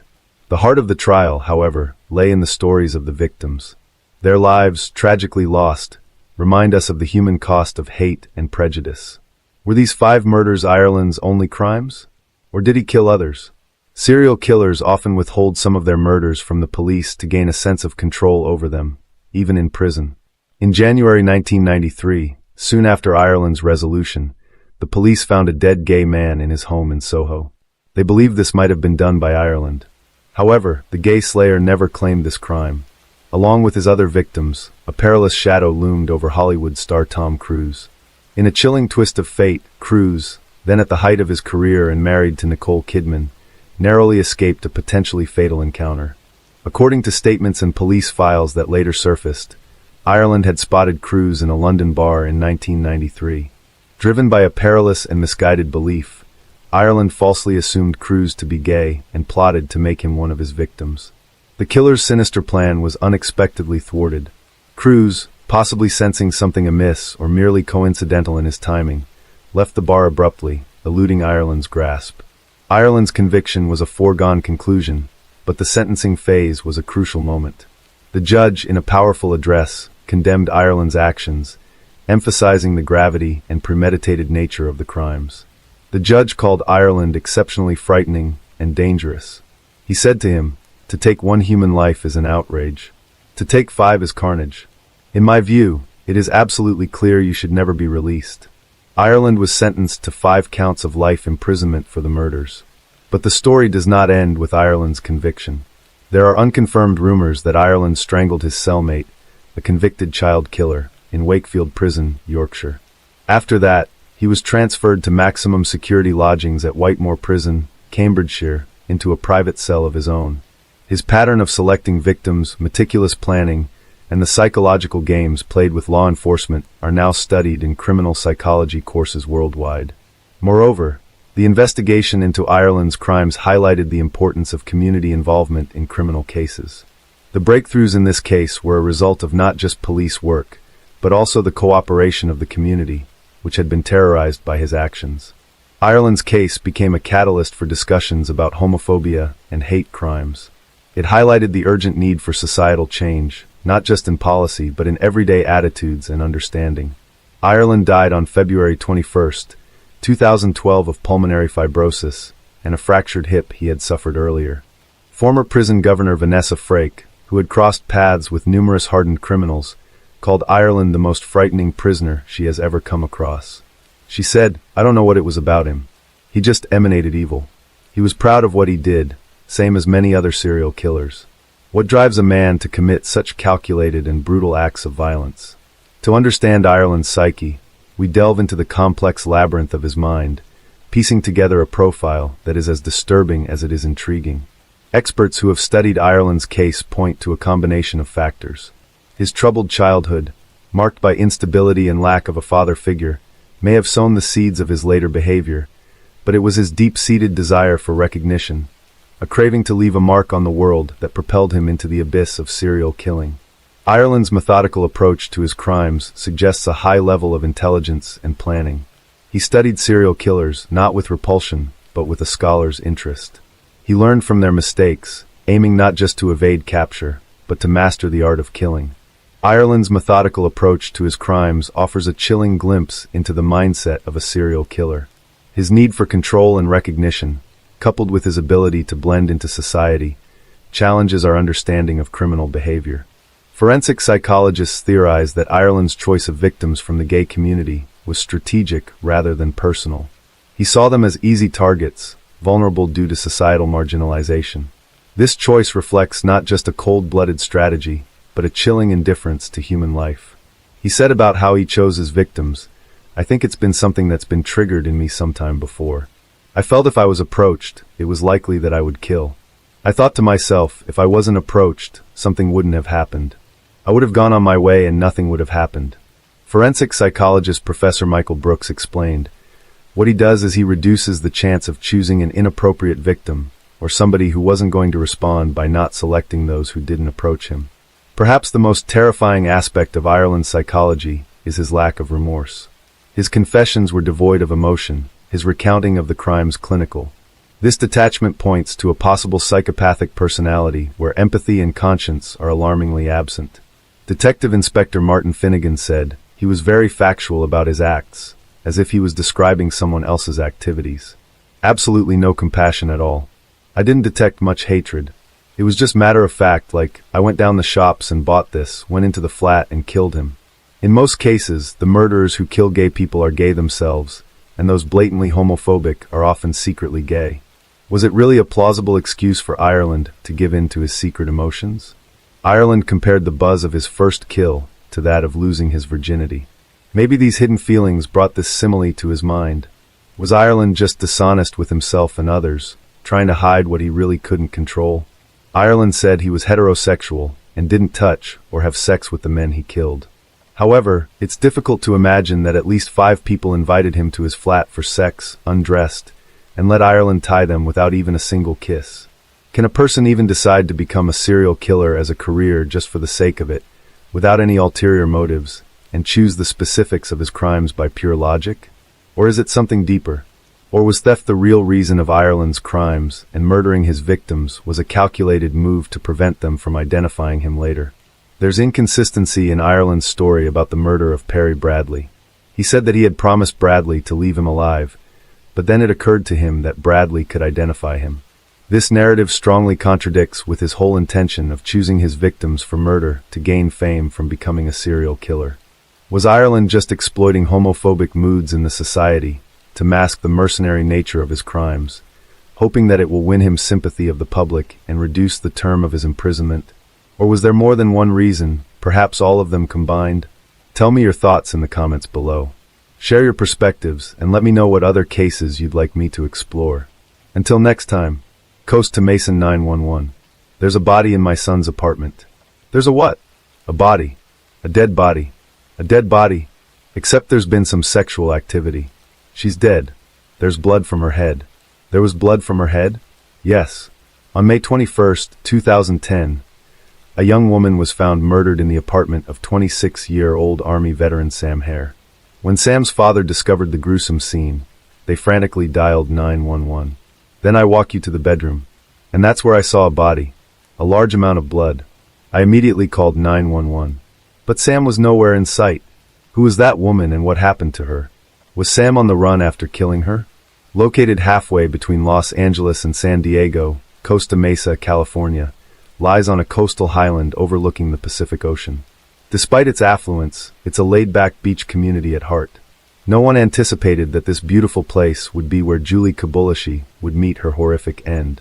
Sam Hare's parents, Stephen and Raquel Hare, became concerned when they hadn't heard from their son in a while. Sam was supposed to go to his parents' house that weekend, but he never showed up. On May 22, 2010, Stephen went to Sam's apartment along with his wife. There, a horrendous scene was awaiting them. "Sam, what happened? What did you do?" Panic-stricken, he immediately dialed 911. In this frantic call, Steve alerted the police that there was a dead woman lying face down in his son's bedroom with some of her clothes ripped off and blood coming down from her forehead. However, Sam was nowhere in sight. The incident came as a shock for the Customiza community, where murders are very rare. When police reached the apartment, they did not find any signs that a struggle had taken place. The apartment seemed to be filled with items you'd find in a typical bachelor pad. Empty beer bottles, burned cigarettes, a patio barbecue. But it looked relatively clean and neat. That is, until they entered the bedroom. Then in the bedroom, which begins to look a little suspicious, on the bedside table, there's an unused knight, and it's a couple of books.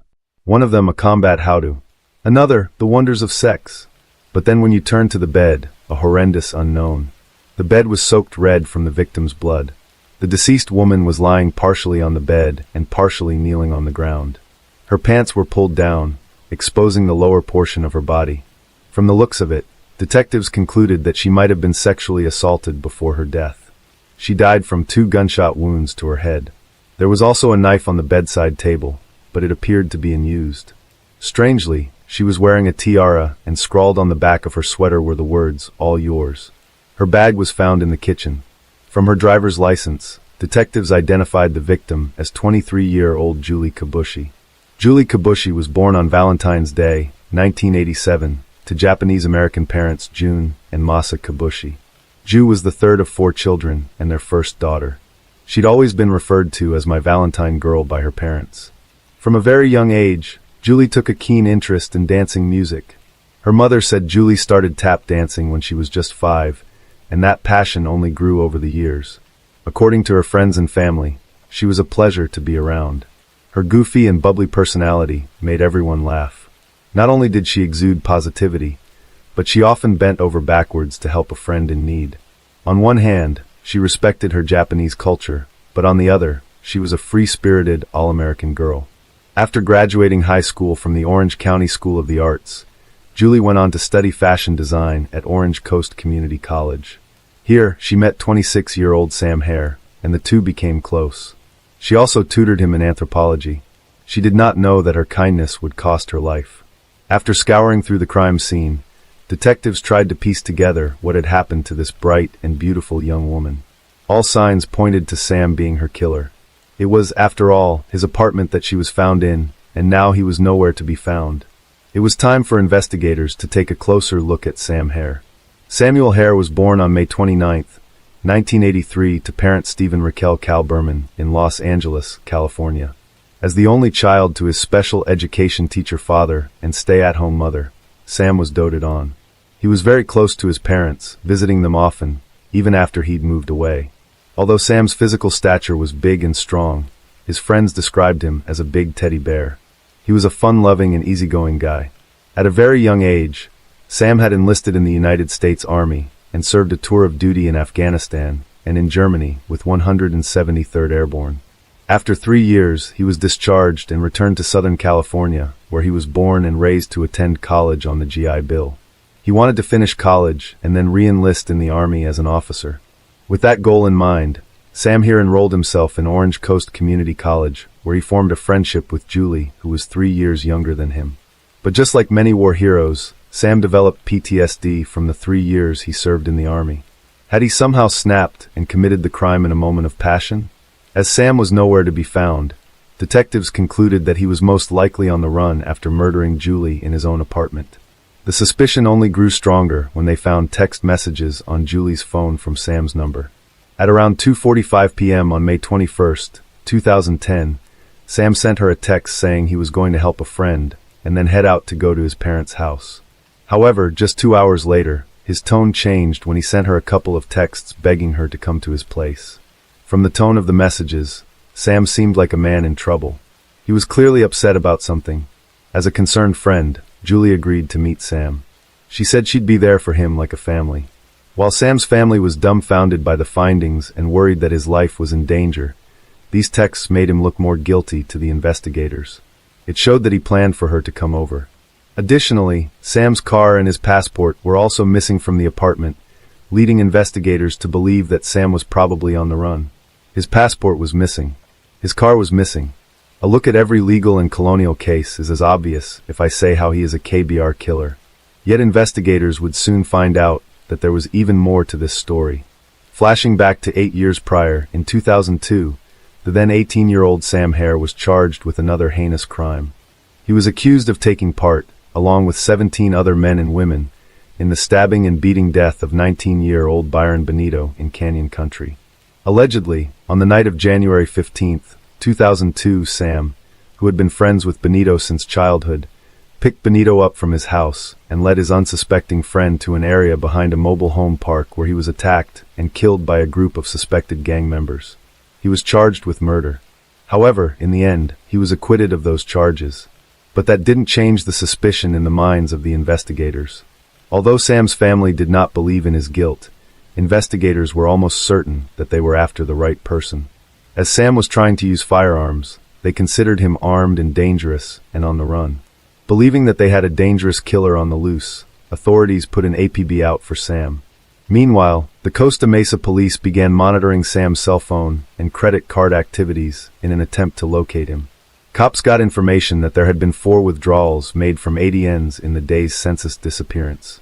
His credit card was also used at a pizza delivery place in Long Beach, California, just 20 miles away from Sam's house.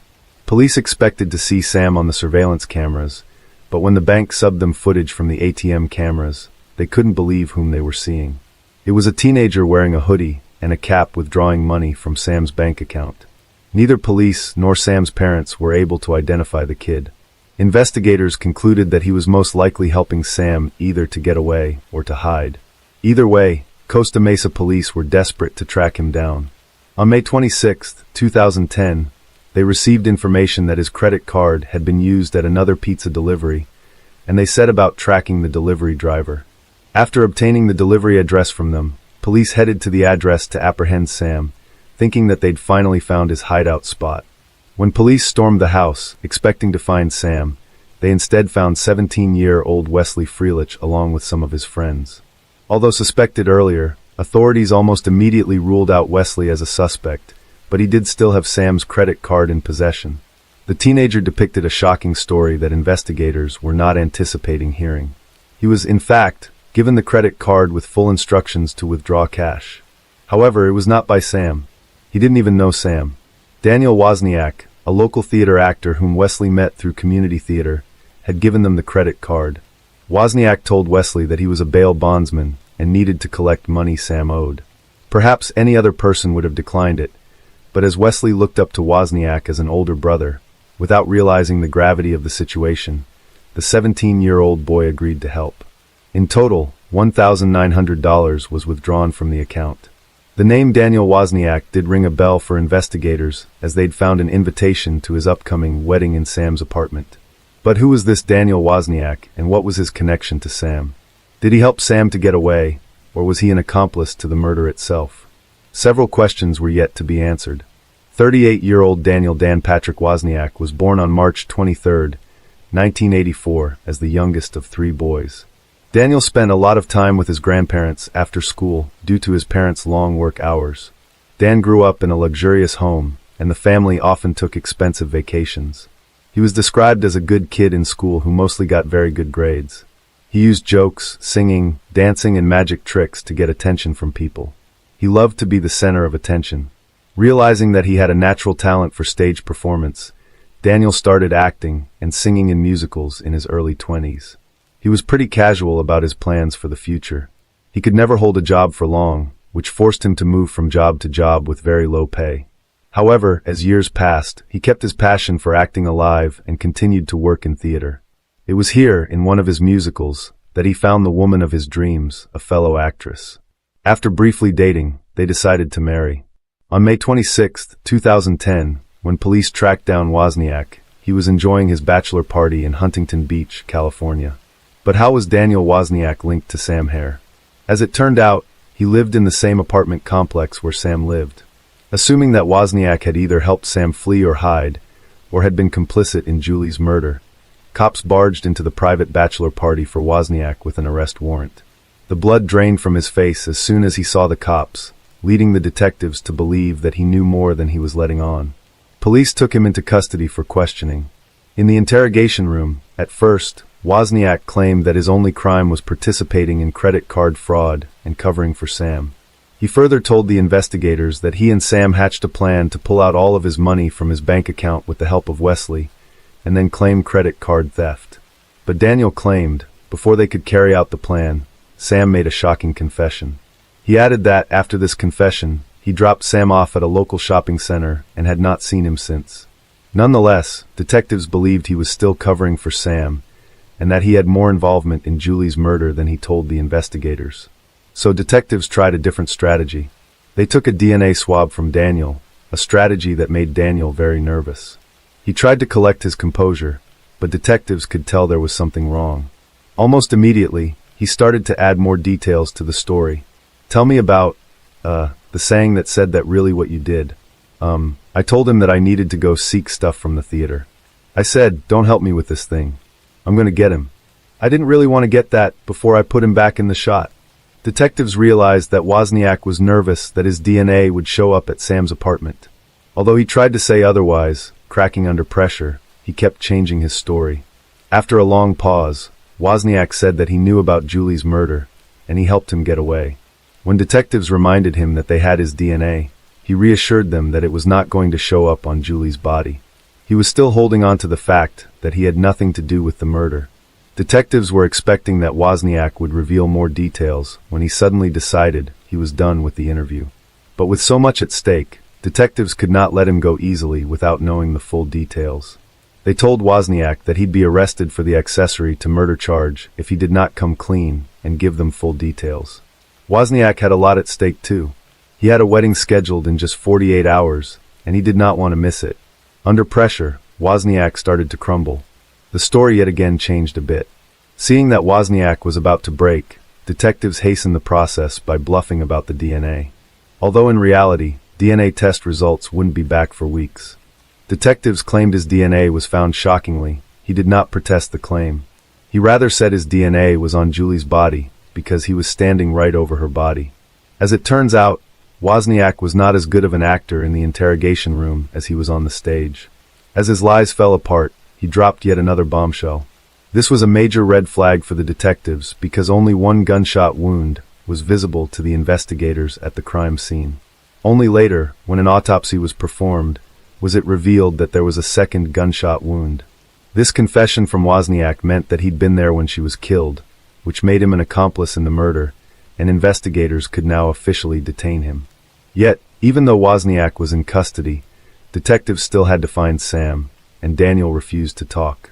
While detectives were searching for any clues that could lead them to Sam Hare, sitting behind bars, Wozniak called his fiancée Rachel Buffett. Whether Wozniak knew those conversations were being recorded or not, he was about to get caught in his own web of lies. As Rachel chose freedom over love, she told him that she was going to call detectives with more information. Wozniak knew he had to talk to the detectives before Rachel could. Suddenly, he was in a panic, desperate to strike the deal with the detectives that he refused only hours before. But what he told the detectives this time was beyond their imagination. For the first time, Wozniak was ready to break down the timeline of his diabolical murder plan, which started with a simple favor from a friend. On the fateful day of May 21st, 2010, Wozniak asked Sam, who considered him a good friend, to help move some boxes at the Los Alamitos Theater attic in a local military base. While Sam was busy moving the boxes in the attic in a note-down position with his back turned to Wozniak, the cold-blooded monster pulled out a gun and shot him in the head once. Initially, Sam never knew what hit him. After realizing he'd been shot, he begged Wozniak to help him. Without a shred of hesitation, this merciless killer reloaded his gun and shot him a second time, killing him instantly. After killing Sam, he was still not finished. In a cold and composed manner, he did the unthinkable by texting Julie from Sam's phone and luring her to Sam's apartment. In the utmost callousness, he left Sam's body in the attic and went to perform his play, laughing, singing, dancing, as if he did not just murder an innocent man and lure another to the same fate. Later in the night, Wozniak snuck into Sam's apartment, and once Julie was inside the apartment, he showed her 2 chimes in the head. He then staged the crime scene to make it look like Sam fled after assaulting and killing Julie in his apartment. However, he still needed to make sure that no one found Sam. In desperation, he proceeded to commit one of the most depraved acts possible. He returned to the attic and dismembered Sam's hands and head in an attempt to conceal the deceased's identity. He disposed of them at a nearby park. But even after these heinous acts, seemingly without a care in the world, Wozniak once again returned to the theater. In several cast party photos detectives collected later, he can be seen laughing and joking with other members. But perhaps, the motive remains even more twisted than the murders themselves. It all boiled down to money. Loaded behind killing Sam was money and Sam. Wozniak always struggled with money and maintaining employment. At the time of the murders, he was behind 2 months in rent on the verge of getting evicted. Additionally, he had no way of paying for the grand wedding or honeymoon he planned. And that's when he learned of the $62,000 Sam had in his savings for his time served in the military. He killed 2 innocent people in cold blood so that he could have a grand wedding and enjoy an expensive vacation. If the confession was not enough, police found the evidence bag that Rachel talked about on the phone with Wozniak thanks to Wozniak's brother, Tim. Tim had instructions to get rid of the bag, but he instead threw it over the fence at his parents' house. That backpack was filled with incriminating evidence, including Sam Hare's financial details, passport, his bloody clothes, and most damning of all, the murder weapon. Wozniak's DNA was all over the items, suggesting that he, and he alone, committed the double homicide. There was a cornucopia of others, of the DNA, expeditial cases, the victim's financial information, everything a prosecutor could ever want. But, of course, that also led us to the murder weapon himself. On December 16, 2015, at the end of his trial, which lasted just 5 days, Wozniak was found guilty of 2 counts of first-degree murder. On January 11, 2016, after only 1 hour of deliberation, in what's described as one of the shortest death penalty deliberations, the jury recommended the death penalty to a very deserving Daniel Wozniak. On September 23, 2016, the judge sentenced him to death. It seemed like there was no end of deception in this case. Detectives discovered years later that Wozniak's former fiancée, Rachel Buffett, not only knew about the murder plots, but she'd been deceptive to the detectives. Though she denied all these allegations, she was arrested and charged with 3 felony counts of accessory after the fact, based on allegations that she'd lied multiple times to police investigators. On September 12, 2018, she was convicted on 2 of those counts with a maximum possible sentence of 44 months, and on November 8, 2018, was sentenced to 32 months behind bars. She was released from jail sometime in 2019. Life snatched away from 2 innocent people. Life destroyed for their family members. And all of this, just so one maniac could have his dream honeymoon. The only closure that the families can get from this is that this monster is spending his last days where he can't hurt anybody else. This case is of India's first famous perfume expert, Monica Good. The reason for Monica's murder and the method used by the killer shook the entire India. The date was actually October 6, 2016. Monica Gurdy resided in the village named Sangolda in the famous state of Goa in India. Goa is known for its famous beaches, culture, climate, and historical places. Besides, here you can also get a chance to witness colorful architecture, greenery, and beautiful sunsets daily. Actually, Monica lived in a 3-bedroom rented apartment in a society named Supna Raj Valley in Sangolda village. As usual, at around 9 to 10 in the morning, Monica's maid arrives at her house and rings the doorbell of Monica's apartment. However, there is no response from inside. Then, the maid rings the bell again, but still no response. Then she tries calling out several times and rings the bell 3 or 4 more times. Additionally, she knocks on the door, but still there is no sound from inside and no one opens the door. This situation feels very strange to the maid, because Monica has never done this before. Feeling a little anxious now, she calls Monica's brother, Anand Gupta, who lives in Mumbai, and explains the entire situation to him. After this, Monica's brother Anand calls Monica's phone, but there is no response from the other end. He keeps trying to connect with his sister through calls, but Monica doesn't pick up the phone. After that, Anand calls Monica's neighbor, who lived in the adjacent apartment, and Monica had also left a duplicate key to her. Shortly after Anand's call, the woman arrives outside Monica's house with the duplicate key.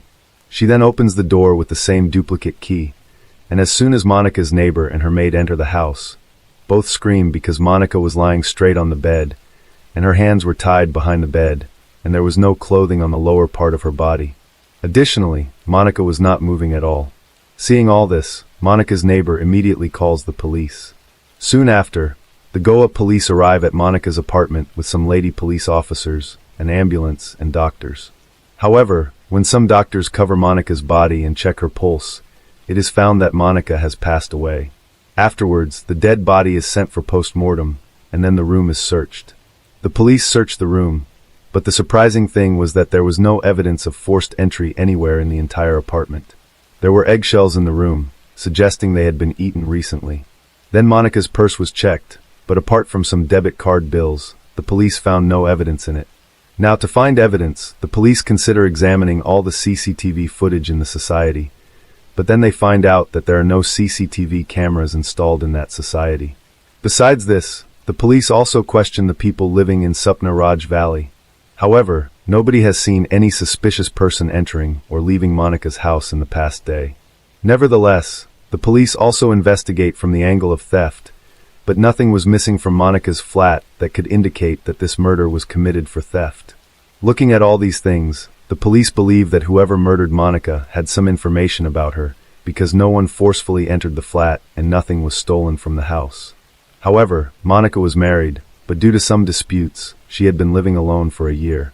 Therefore, the police's suspicion first falls on Monica's husband, Bharath Ramanrutham. After that, the police interrogate him about this murder, but nothing comes to light during the interrogation that would make them suspect him. In fact, Monica was the daughter of a former judge in Mumbai, Ramesh Kurta, and she was initially a photographer, but later she started researching on perfumes. After this, in a short span of time, she became a successful perfume expert. Due to her profession, Monica was quite famous not only in her society, but also throughout the city, often seen hobnobbing with big businessmen. Therefore, as soon as news of Monica's murder surfaced, the entire state of Goa was in shock. At that time, this was the news running on every news channel in the country, and the public wanted to know who the mystery killer was. Meanwhile, Monica's post-mortem report also arrives, revealing that Monica died due to suffocation, and it also becomes clear that she was raped. Anyway, the police had investigated the case from every angle so far, but they had neither found any suspects nor any clues. But then, during the investigation that evening, a police officer suddenly remembers that they had found some debit card bills from Monica's purse, but they hadn't found any debit card during the entire search. Afterwards, the Goa police approached the bank regarding the bills of that debit card and request to check the transaction details of that card. It is found out that on the morning of October 6th at 6 o'clock, this card was used at an ATM in Porvorim area. Porvorim is merely 4 to 5 kilometers away from Supna Raj Valley. Following this, the police instruct the bank to keep an eye on this card and also scrutinize the CCTV footage of the ATM in Porvorim. The face of the boy who withdrew money from that card was captured on the ATM camera. Subsequently, with the CCTV footage in hand, the Goa police reached Supna Raj Valley. As soon as the local CBIS footage, they recognize the boy shown in the footage immediately and identify him as Raj Kumar, who used to be the old security guard here. However, he was fired from his job 2 months ago on charges of theft. For the Goa police, this was a major success because for the first time in this case, the police had a name and a face of suspect. Now, when the police check Rajkumar's background, they find out that Rajkumar, 21, is from Bathinda city in Punjab state, and there have been several theft cases registered against him before. The police had all the information about Rajkumar, but the challenge now was how to catch him. So to catch Rajkumar, the Goa police started waiting for the next transaction from Monika's debit card. Some time passes and suddenly, the police find out that recently, some money has been withdrawn from an ATM in Bangalore city using this card. Let us tell you that Bangalore city is about 370 miles away from Sangolda village. Upon seeing this, the Goa police immediately spring into action and contact the Bangalore city police. After that, Bangalore police checked the CCTV footage of that ATM, and Rajkumar's face was clearly visible in the footage of that ATM as well. Following this, Bangalore police took Rajkumar's photo and began questioning all hotels and lodges around that ATM. After a while, a man at the reception of one hotel recognizes Rajkumar's photo and says, "Yes, a man with this face is staying in our hotel, but he has gone out for some work right now." Afterwards, some police officers dressed in civilian clothes stand outside the same hotel, waiting for Rajkumar to arrive. But as soon as Rajkumar returns to the hotel after a while, the police officers recognize him and apprehend him. Now, because the police officers were in civilian clothes, Rajkumar doesn't even recognize them.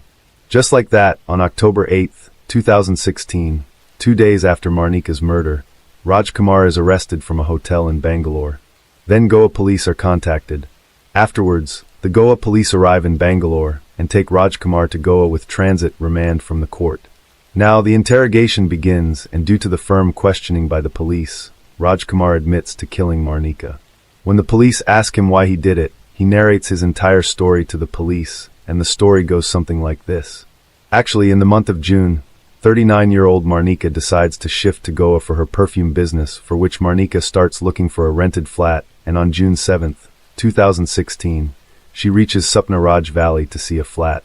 At the society's gate, Marnika meets security guard Rajkumar, and the society's management had already called Rajkumar beforehand, informing him that a woman would come to see a flat, so show her the flat. Afterwards, Rajkumar shows Marnika the flat, and after seeing it, Marnika leaves from there. But what happens here is that during showing the flat, Rajkumar falls in love with Marnika unilaterally. Now day and night, he kept thinking only about Marnika. About 4 to 5 days pass like this, and then one day Rajkumar becomes very happy, because that day Marnika had come to shift to Sapna Raj Valley with her belongings. After that, Marnika tells Rajkumar that the flat he showed her, he has taken that flat. Now because Rajkumar was very happy, he himself, with the help of 2 people, delivers Marnika's belongings to her apartment.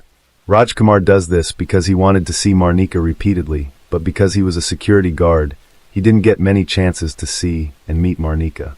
But then one day an idea comes to his mind, and he goes to his manager and says that he wants to do the cleaning and maintenance work of the society's cars along with his duty, because he is in desperate need of money.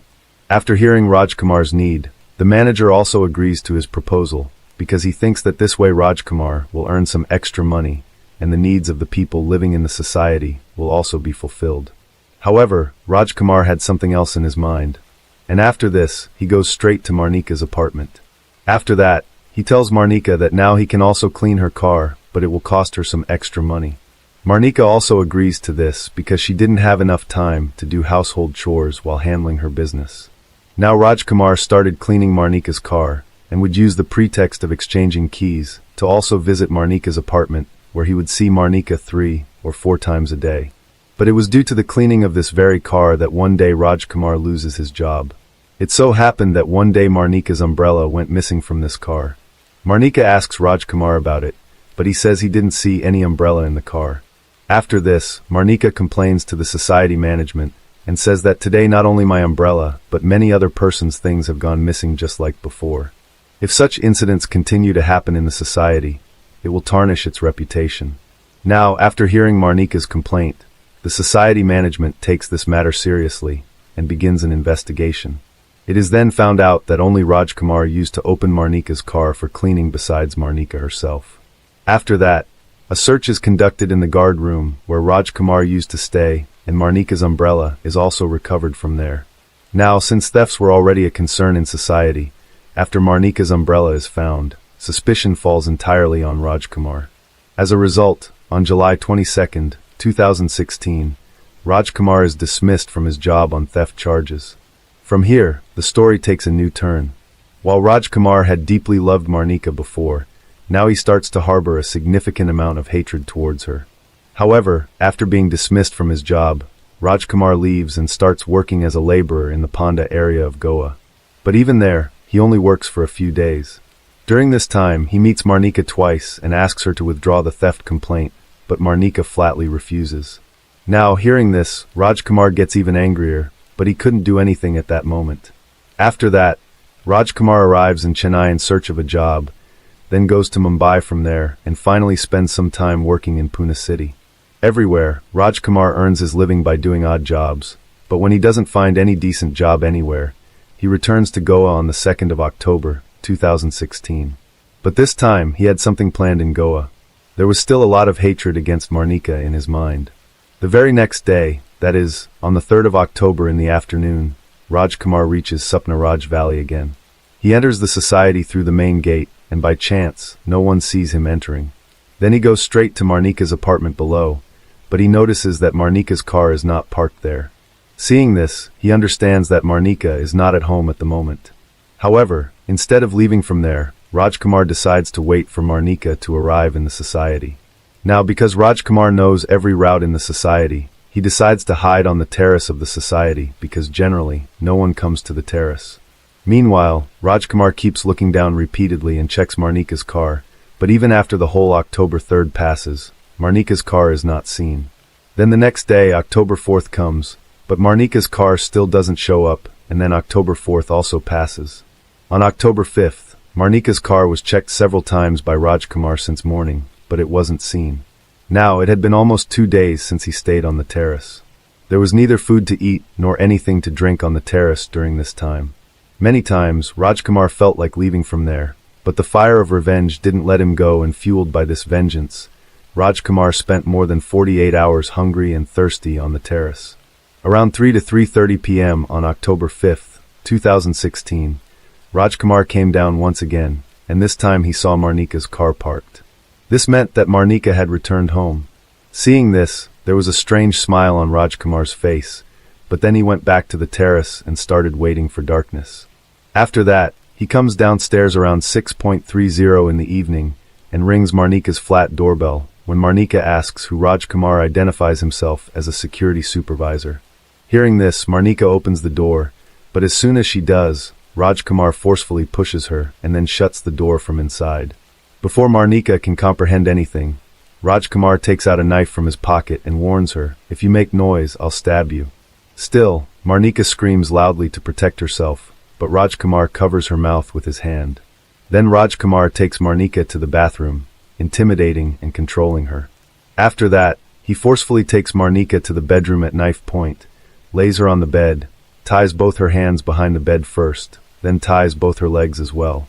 Now, Rajkumar demands money from Marnika at knife point. Upon seeing herself trapped, Marnika also gets very nervous, so she tells the Rajkumar, "Take all the money in the purse." After that, the Rajkumar empties Marnika's entire purse. About 4,000 Indian rupees come out of the purse, like $48, but the Rajkumar's desire is not satisfied with that, and he asks Marnika for more money. So Marnika says, "I only have this much money right now. If you need more money, I have a debit card, take it and withdraw money from the ATM." The Rajkumar didn't know how to use a debit card. Still, he learns from Marnika how to use it. So systematically, Marnika tells him the way to withdraw money, how to insert the card into the ATM machine, then select the language, and then how to enter the secret PIN. And along with that, she also tells him her debit card's PIN number. I think maybe in that situation, Marnika feels that now Rajkumar will leave her and go from here. Then she will complain to the police and Rajkumar will be caught through the location of the debit card. But Rajkumar takes the money and card and puts a cloth in Marnika's mouth. After doing all this, he now knew that Marnika could not do anything. So he leaves from there with great confidence and then goes to the kitchen. He takes out water from the fridge, boils the eggs, eats them with great ease, and there was no hurry for him. He was eating and drinking with great comfort, because he knew that Marnika lived alone in that flat. Now, he also takes out ice cream from the fridge and eats it. Besides, he also eats chocolate, meaning that all the hunger and thirst he had been suffering for 2 days on the terrace is satisfied now. It was around 12 o'clock at night by all this. When his stomach is full again, he returns to Marnika. He takes her phone, although it was locked, but Rajkumar's unlock it by forcing Marnika. Then, Rajkumar opens an adult site on her phone, and forcibly shows her 3 adult videos. Feeling all this, Marnika becomes even more anxious because she realized that Rajkumar was not going to let her go now. Then, Rajkumar unties the rope from Marnika's legs and removes all the clothes from her waist down. Then, he fulfills his desire that had been in his mind since the first day he saw Marnika. It was nearly 2 a.m. Rajkumar had been in Marnika's apartment for almost 8 hours when Rajkumar's desire was filled. He gets nervous for the first time when the question arises in his mind whether Marnika knows him well, and if he leaves Marnika alive, she will tell the police about it, and then the Rajkumar will be punished. So the prince lifted a pillow from the same bed and began to suffocate Marnika's mouth and kept pressing until she died. Then, the Rajkumar got up from there comfortably and went to the bathroom again. After that, Rajkumar shaved his beard. Then he bathed. And at 3:30 a.m. on October 6, 2016, in the darkness, he sneaked out of the Supna Valley stealthily. Then at 6 a.m., after withdrawing money from the ATM, he went to Bangalore where the police arrested him. After hearing the entire story, all the police officers were quite surprised. After that, the Goa police gathers all the evidence against Rajkumar. Then on January 6, 2017, a 228-page charge sheet is present in court charging murder, rape and robbery. However, the trial of this case is still ongoing. Let's see when the criminal will be punished. If there is any update in this case, we will update you through the channel's community post. So friends, this was the complete story of the Marnika Good murder case. This story is about a woman whose life is filled with lies from beginning to end. You will learn how the unscrupulous deceiver ends up in pursuit of big money, and how many human destinies it can affect. Michelle grew up in the town of Hearst in the suburbs of Dallas, Texas. She had a younger sister, Laura. The girl's mother left home in search of a better life, so the upbringing of children was the father. It was not easy for a man to raise 2 daughters alone. He survived on occasional earnings at a construction site, and often relied on alcohol. In search of easy money, he repeatedly thought up and implemented devious plans for profit. He would take a job at one factory or another and deliberately injure himself in order to obtain insurance money compensation. The fraud scheme worked, but not for long. With the help of CCTV cameras at one of the workplaces, the scheme was uncovered and Michelle and Laura's father was sent into custody. Michelle grew up in a world of lies, deceit, and manipulation from childhood. This was her normal life, from which she wanted to escape by any means possible.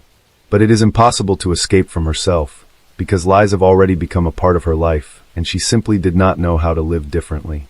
The girl dreams of growing up faster, to get out of the hated poverty. At the age of 15, Michelle looks very spectacular, a petite brunette of athletic build. She attracts a lot of interest from guys both of her own and older age. Even then, Michelle realizes that with the help of her feminine power and charm, she can easily manage to manipulate any men in her environment in order to get what she wants. So in her life begins a series of love relationships with different men. At the age of 17, Michelle drops out of school and marries for the first time to 16-year-old Kenneth O'Brien. She informs the boyfriend that she is expecting a baby. Kenneth, taking full responsibility for his young wife and future child, enlists in the army. The couple moves frequently. 2 more children are born to them in this marriage. One city is replaced by another. Temporary housing of the military was not the limit of Michelle's dreams. Such a life does not suit her, and after 5 years she leaves, naming the reason for divorce beatings and cheating on the part of her husband. Michelle returns to her native Hearst. In front of relatives and friends, she appears as a victim of domestic violence and receives the necessary support and begins to organize her life anew. After a while, she falls in love with her former classmate Brandon. The young man is head over heels in love with Michelle and gladly accepted her 3 children. The lovers prepare for the wedding. However, on the eve of the wedding, Michelle infuriates Brandon. It turns out that the girl did not divorce her first husband. She was very afraid to talk to him about divorce because of the abuse, so she did not send the documents. With the help of a lawyer, This issue was quickly settled, and the couple was able to marry in 1994. At first, family life flowed calmly and measured. Brandon was engaged in the development of his IT company, and Michelle worked as a dental assistant. But quiet family life was not the limit of Michelle's dreams. She has always needed more. She starts bringing home all sorts of dental equipment and supplies. The cash doesn't fit in her purse. Brandon suspected something wrong. Eventually, Michelle was caught stealing. It was only by luck that a trial was avoided. But Brandon's trust issues with his wife were just beginning. Responding to neighbors' reports that cars were frequently arriving at the house while he was at work, Brandon installed a tape recorder in several rooms of the house. Listening to the tape, he heard various men visiting their home throughout the day. Brandon does his own little investigation and learns that the reason for the divorce in Michelle's first marriage was her numerous infidelities, not her husband's beatings, as she told everyone. Brandon's patience broke, and he demanded a divorce. Michelle was furious that Brandon initiated the divorce, and while he was at work, she got back at him. "I had a very nice saltwater aquarium with thousands of dollars worth of fish in it," Brandon says. "She poured Comet into it and killed all the fish." But Michelle didn't stop there. Brandon also had a beloved dog named Domino. Michelle stuffed the dog with sleeping pills, which led to the death of the living creature. Michelle put Domino to sleep. "If you're shocked at this point, we've only scratched the surface," Brandon says. "It was a nightmare that wouldn't stop. You can't make that girl go away." Unfortunately, Brandon learned the truth about Michelle when his own marriage was completely destroyed. Everything Michelle did with Brandon Dixon pales in comparison to her adventures with other men. It was later revealed that John Paul Ray, also a student at the high school Michelle attended in Hearst, was the father of her first child. Instead of revealing this information to John, she told Kenneth O'Brien that the child was his, forcing him to marry her. Kenneth, for 13 years, thought the eldest son was his own. John later told police that Kenneth paid child support from age 5 to 18 and did not know he was not the father. After Brandon and Michelle divorced, she moved in with John, the father of her first child. They lived in a common-law marriage for 8 years. Their relationship came to an abrupt end when John began to suspect his wife of cheating. Michelle didn't deny it. She confirmed the affair on the side. John moved out, leaving most of Michelle's possessions. Michelle's next love was Greg Williams. They were both not so young anymore. Both had a history of past marital failures. The man was married twice and had a daughter. After Greg and Katie divorced in 2003, the couple agreed to share custody of their common daughter, Taylor. However, there was no formal agreement on child support because the former spouses had a good relationship. Rich, successful, and generous Greg was a perfect match for Michelle. In 2007, Greg and Michelle had a common daughter, Michaela. A year later, they got married. Their marriage was like the American dream. Money, children, love, it was all in abundance. Michelle seemed to have made it through the thorns to the stars and got the life she had always dreamed of. Greg Williams held his family in very high esteem. He grew up in a family with fierce principles and achieved everything on his own from an early age. He loved sports and was a martial arts black belt. In addition to his love of exercise, Greg was also a fan of guns. Both he and Michelle had guns that they kept in their home in Keller. Michelle's gun, a silver .40 caliber pistol, was kept in a safe, but Greg kept his gun, a black Liebherr .45 caliber, always loaded in a case under his bedside table. The couple was determined to make their marriage a success. They threw birthday parties for their children from other marriages at their home in Keller. Michelle's adult children would have barbecues and swim parties. Very often, the house was full of friends. But despite the picturesque suburban home and a precocious daughter, Greg and Michelle were not the classic American couple. They met through an online community for bondage, domination, sadism, and masochism, and their wild adult house parties led to numerous complaints from neighbors. Without making the matter public, the couple decides to move out. The night before, Michelle and Greg had been unable to sleep for a long time. They were preparing to buy a new house for $4.5 million. They emotionally discussed the upcoming event. Greg stayed in the bedroom alone. Michelle went out to her crying daughter and fell asleep with her in the room. On October 13, 2011, at 4:40 a.m., an emergency call came in. A crying woman screamed into the phone that she and her husband had been attacked by a robber. She was injured, and her husband had been shot. Within minutes, police arrived at the scene of the tragedy. Inside the home, Detectives found a television on full volume and a baby sleeping on the couch. Michelle's daughter was sound asleep and unaffected in any way by the attack that occurred. The woman's behavior alerted police officers. She was behaving rather strangely and did not look like she had just experienced a burglary. Soon, the gated community was filled with police cars, detectives, and forensic experts. The lot was cordoned off, and police searched every inch of the nearly 5,000-square-foot home. Michelle was fully dressed, had her hair styled, and was acting very calm. She told police she was asleep, but her clothing and demeanor said otherwise. As the only witness, Michelle was taken to the Keller Township Police Station for questioning. After several hours of talking to police and investigators, Michelle's story began to fall apart like a house of cards. According to the woman, the intruder, dressed in all black, hit her on the head with a wrench. She fell from the blow, but was conscious and heard a gunshot. The stranger then fled through the back door of the house. Michelle Williams's account did not match what police saw at the scene. Greg Williams was shot in the head while lying in bed. A .45 caliber handgun, presumably used by the intruder, was found near the back door next to a wrench. There were no fingerprints on either weapon. Neither was found to show any signs of forced entry. The family's valuables and money were untouched. Examined CCTV footage from a neighbor's camera showed that only one car had entered the gated community in the hours before the crime. Police confirmed that the car belonged to a newspaper delivery man. To confuse the investigation, Michelle came up with a version of the attack. She hit herself with a wrench and made their large house look like the scene of the attack. But detectives did their due diligence and noticed a number of details that didn't add up. Michelle Williams was fully dressed. Her hair was styled, and she had fresh makeup on her face. It gave the impression as if she was waiting for someone. The gun used during the crime was found in the house without any fingerprints. And the final detail that proved Michelle's lie was the $20,000 in cash that was not stolen in the robbery. Michelle had no explanation for why a successful businessman and devoted father decided to take his own life. But she was able to explain her behavior. Michelle claimed she wanted to spare their young daughter the bitter truth about her father's self-inflicted death. She admitted to police that she wiped down the gun and washed Greg's hands to cover up fingerprints before desperately staging a home invasion and calling emergency services. As bizarre as that explanation was, it became obvious to police why no evidence was found in the house. Michelle admitted to wiping the crime scene with bleach and hitting herself in the face with a wrench to present a more realistic picture of the attack. From the beginning, Keller police doubted the credibility of Michelle's testimony. But at the time, no physical evidence was presented linking her to the crime. Michelle was arrested for perjury, but was soon released home.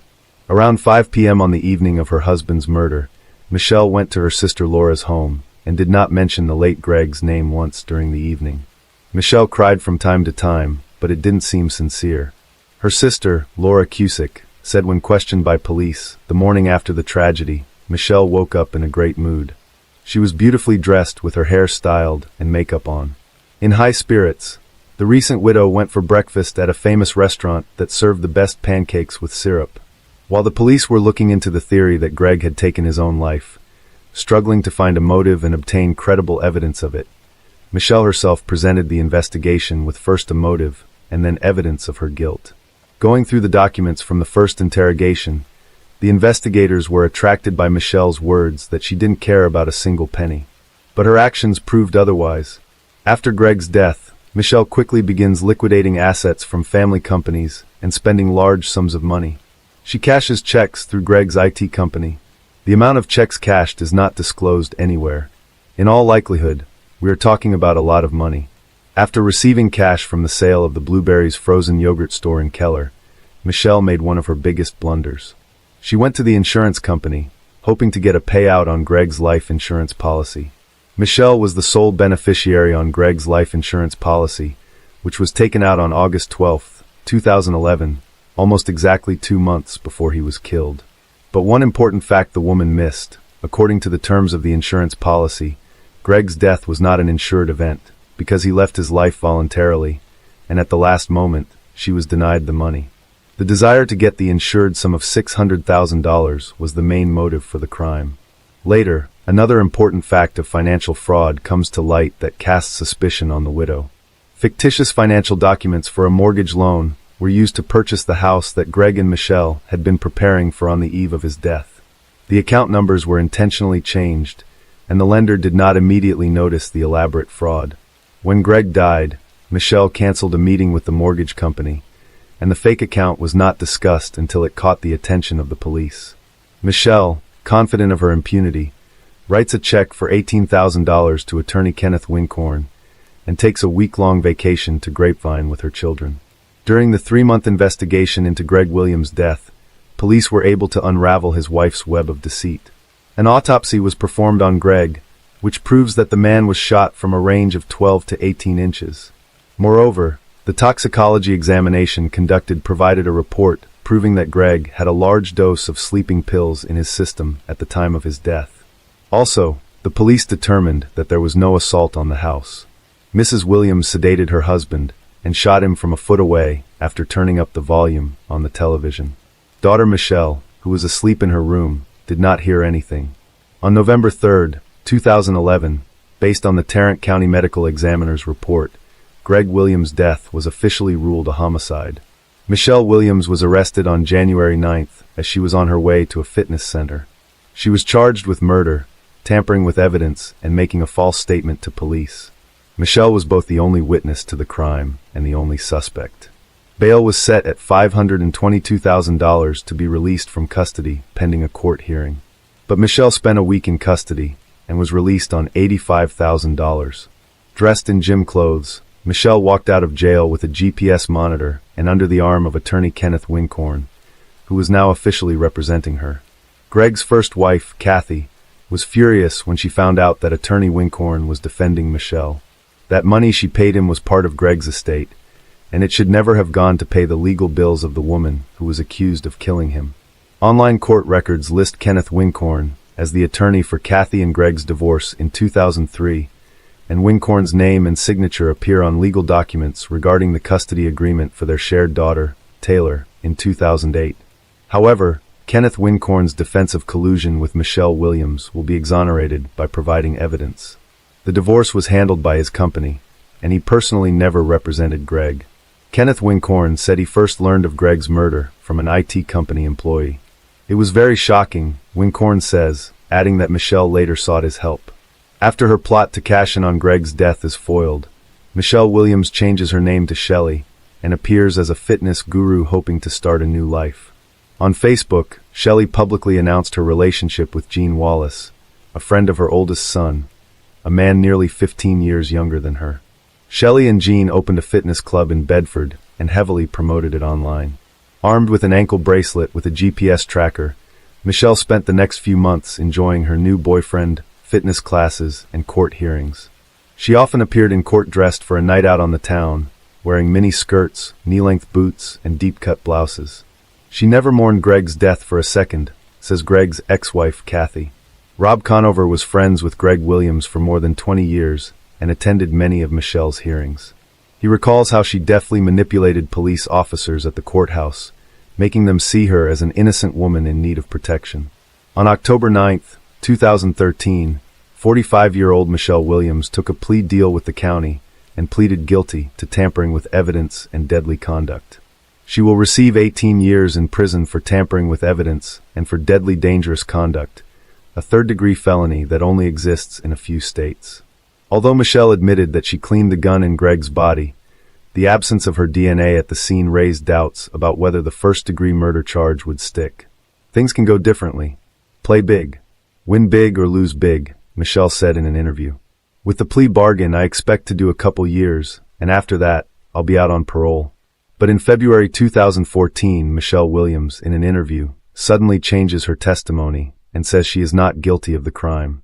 The judge immediately rescinds the plea bargain and sets a date for the first trial. Opening arguments have begun in the trial of a Texas woman dubbed by the media as Keller's Black Widow, who was accused of intentionally targeting her husband in 2011 for an insurance payoff.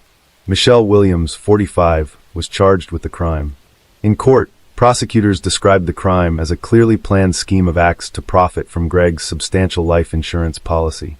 In their opening statement, Prosecutors told jurors that Mrs. Williams shot her husband in the head after drugging him with sleeping pills beforehand in order to collect on his life insurance policy. The motive was money, time-tested money, greed, Assistant District Attorney Jack Strickland said in court. Although Michelle admitted that she cleaned the gun in Greg's body, the absence of her DMA at the scene raised doubts about whether the first-degree murder charge would stick. In response to an interview request, Michelle's attorney released a statement on her behalf. Attorney Kenneth Winkhorn described the difficulties in the case caused by the spotlessly clean crime scene. The prosecution struggled to prove a premeditated crime, disregarding the fact that there was no DMA from the suspect. In repeated searches, cleaning products were found, but it stands to reason that Michelle's fingerprints were on them, since the products were in the house where she lived and did the cleaning. If the jury concludes that Michelle tampered with evidence of Greg's death, making it look like the man had spontaneously passed away, and then cleaned up the crime scene by hiding evidence, and then lying about it, she will get a life sentence. But if Michelle is sentenced as scheduled on April 21st, no jury will ever get a chance to hear the whole story and decide on the appropriate punishment. Through careful questioning of the Williams couple's friends and acquaintances, information regularly emerged about the unfavorable environment that had prevailed in their family for a long period of time. According to the studied correspondence in social networks and messengers, it was found that the couple quarreled very often, and the reason was finances. At the trial, prosecutors said that in the hours leading up to the violent death, Greg Williams argued with his wife over their finances, and even slapped her for spending a large amount of money that had been set aside as a down payment on a house. But Michelle Williams' defense argued that Greg Williams had taken his own life, and that the successful business owner needed his wife alive, not dead. According to defense attorney Clay Graham, Greg Williams often suffered from depression and regularly used sedatives and steroids. On the eve of the crime, he was allegedly severely depressed due to the loss of his grandmother and best friend, who ironically had taken his own life. Defense counsel told the court that when Michelle Williams found her husband dead with a self-inflicted gunshot wound, she panicked and in a fit of fear began to cover up the tragedy without realizing it. She had one goal: to protect her 4-year-old daughter from psychological trauma by hiding the truth from her. Michelle Williams never once changed herself, presenting at court hearings in different images with styled hair and manicure. At one hearing, the defendant, dressed in an off-white blouse and black vest, showed little emotion throughout most of the trial, but did not forget to wipe away tears during a presentation of photographs showing images of the body of murdered Greg Williams. The court also heard testimony from Michelle Williams' adult son, Andrew O'Brien, who said his mother, Michelle Williams, asked him to help frame Greg Williams' ex-wife, Kathy. She planned to blame her for Greg's death, using the motive of unreconciled differences over the custody of their daughter, Taylor. But that plan was a failure from the get-go. After all, there was never any disagreement between the former spouses about the custody of their daughter, and it would have been very difficult to prove otherwise. Asked about his reaction to his mother's unusual request, 26-year-old Andrew O'Brien said he was very shocked by such a proposal and thought she was having a mental breakdown. Michelle confronted her sons at the trial when they testified against her. The jury later found Michelle guilty of felony tampering with physical evidence. According to the show, she provided false information that she was pregnant with twins, hoping to delay her sentencing. But this version was not confirmed, and the verdict was announced.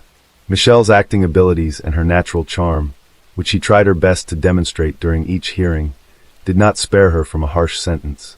Sandwiched between a scenario in which she was a cold-blooded criminal and one in which she was portrayed as a deranged wife and mother acting on impulse, Michelle chose the latter.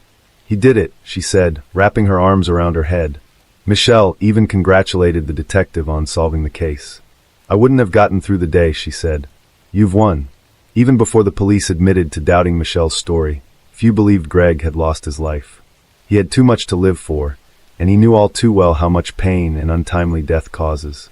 Kathy Williams believes that Michelle's relationship with Gene Wallace began when Greg was still alive, and may be the elusive motive for this crime. If Greg had found out she was sleeping with her little boyfriend, he would have dumped her, and she would have gotten nothing, Katie says. Greg was willing to put up with a lot, but he wasn't willing to put up with cheating. "She's ruined so many lives you can't even imagine," Brandon says. "She's a professional manipulator. If the courts had gone further and interviewed all of us, things could have gone in a different direction." Michelle was sentenced to 60 years in prison. The judge also ruled that she would have to serve a minimum of 30 years before being eligible for parole. Michelle currently remains incarcerated at Mountain View Prison in Gatesville, Texas. Michelle Williams is a felon and fraudster who is currently serving time in prison for all of her willful acts. She has never shown remorse for her actions and still refuses to take full responsibility for her crime. During the London Olympics, a young Puerto Rican boxer, Felix Verdejo Sanchez, emerged as a shining star. Heralded as a diamond, he was seen as one of the most promising athletes from his country, with predictions of future titles and gold medals. Everyone believed that this talented and driven young man would reach incredible heights in the world of sports. In 2021, Felix Verdejo's name resurfaced in the global media, but this time, it was in the crime section. The story revolves around a teenage romance that grew into an obsession, ultimately leading to a horrific tragedy. This tale also highlights how the 2014 Knockout of the Year recipient, praised and promoted by two-time Olympic champion Vasyl Lomachenko, narrowly avoided a death sentence and was sentenced to life imprisonment instead. Despite overwhelming evidence and his accomplice's confession, Verdejo continues to deny any guilt. Born on May 19, 1993, in San Juan, Puerto Rico, Felix grew up in a modest, large family and had a passion for sports from an early age. Initially, he planned to pursue a career in baseball, but a pivotal incident changed his path. At 9 years old, after a quarrel and fight with a visiting friend's son, Felix's father suggested he take up boxing if he wanted to fight. Felix fell in love with boxing from his first training session at the local gym.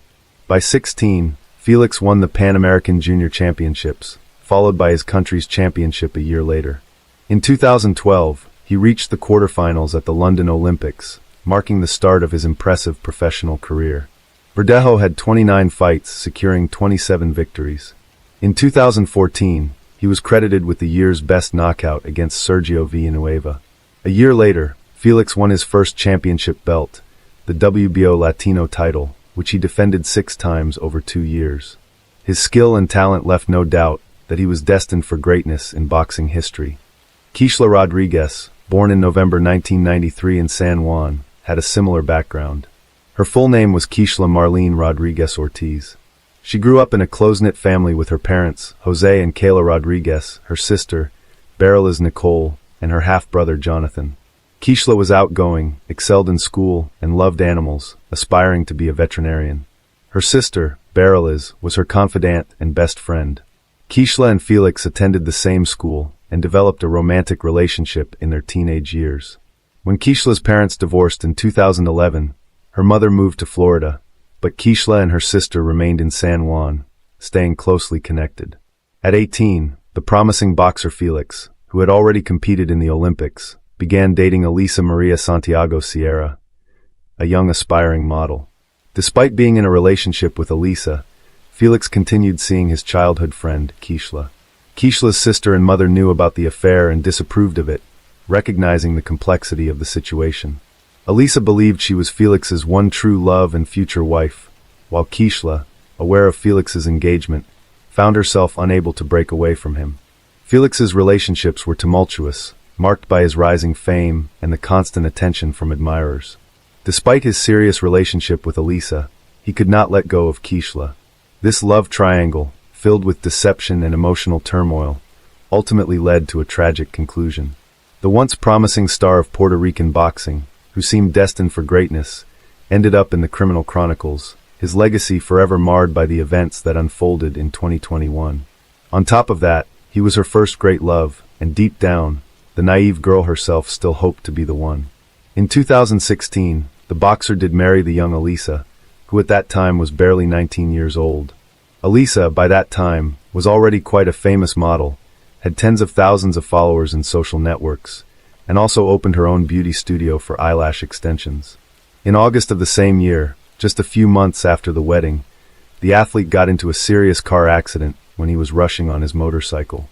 He was taken to the hospital in serious condition with head injuries, bruises, and lacerations. His trainer, Ricky Marquez, seriously feared that his talented charge would go off the rails at the height of his career. But Felix, contrary to the disappointing prognosis, made a rapid recovery and soon returned to the ring. In September 2019, the The boxer published in his profile in the social network a picture with Elisa, who was in a large term of pregnancy. In the comment to the photo, he wrote, "Soon I will meet my daddy's princess." And a month later, he announced the birth of a daughter who was given the name Miranda Verdejo Santiago. The young man in public looked like a loving husband, caring father, and an exemplary family man. But secretly from his wife, he continued to meet with Kishla, who could not let go. As Elisa later admitted, she guessed that her husband was cheating on her. But every time, he tearfully vowed to leave his mistress. Kishla repeatedly tried to break off this painful relationship, but Felix would not let her go. She had no other men, because the boxer threatened that if he found out about the fact that Kishla had someone, not good for her and her chosen one, Kishla herself, who had fallen in love with Verdejo since high school, continued to love him despite everything. Rodriguez, as planned, connected her life with the care of animals and got a job at the Center of Veterinary Medicine and Aesthetics. Colleagues described her as conscientious, hardworking, and very responsible. She lived with 2 dogs and a cat, which she simply adored. In 2020, Elisa discovered the correspondence of her husband with several mistresses, including Kishla. The wife gave her husband a scandal and threw him out of the house, threatening that she would file for divorce and forbid him to see his daughter. Elisa's threats had an effect. In addition, in the career of the athlete at that time, there was a serious decline and unnecessary problems where he did not need. For a while, he really stopped seeing Rodriguez, but Felix still did not let her go, trying to control almost every step Kishla. After a few months of secret visits resumed, and in April 2021, Kishla discovered that she was pregnant. She bought a rapid test at the drugstore, which only confirmed her fears. She first called her sister, who was aware of her complicated relationship with the athlete, and told her everything. It was out of the question to have an abortion, because Kishla was already 27 years old, and she was ready to have a child, even if she had to raise it on her own. A few days later, Kishla broke the news to the father of her child, hoping in her heart that he would accept it. But Felix was not happy, to put it mildly. He got angry and told his mistress that she should go to the doctor, and if the pregnancy is confirmed, it will be necessary to have an abortion. Naturally, Rodriguez answered him with a firm refusal, but the boxer began to threaten her and insist. Felix said that an illegitimate child will finally destroy his reputation, and this he cannot allow. After Kishla's visit to the hospital, her pregnancy was confirmed, and she now had a certificate to prove it. She called Felix and told him everything, which made him furious. Felix shouted and demanded that Kishla immediately get rid of the child, but she again responded with a categorical refusal. Then the athlete decided to go on the sly, saying that he did not believe her and wanted to personally look at the issued medical certificate. He appointed Kishla a meeting in the evening in a crowded place, which did not surprise her, because they always tried not to draw attention to themselves and did not get in front of anyone. A few days before the meeting, the boxer stopped by his old friend, Luis Antonio Padeyes, who worked in a local machine shop and also had ties with the criminal world, selling illegal drugs. Felix briefly outlined the situation and asked him to help him get rid of his pregnant mistress. Luis had previously been in the field of vision of the police, and the prospect of being in prison scared him, but the athlete was persistent, assured that everything would go smoothly and the police will never come out on them. Besides, Felix promised him an impressive cash reward and Luis agreed, with the support of an accomplice. Felix called Kishla and told her that he wanted to meet her on the evening of April 29th to confirm her pregnancy and decide what to do next. Immediately after talking to her lover, Kishla called her sister back and told her everything. She still had hope that Felix would accept her child and would not insist on an abortion. But barely all this situation is quite alarmed. She knew that the boyfriend had threatened her sister, and she was worried that he wouldn't do anything to her. Berlice called her mother and shared her concerns, but even together they could not dissuade Kishla from that fateful meeting.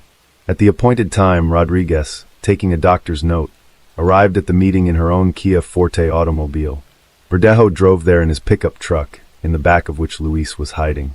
Kishla immediately got into the athlete's car and showed him the results of the tests.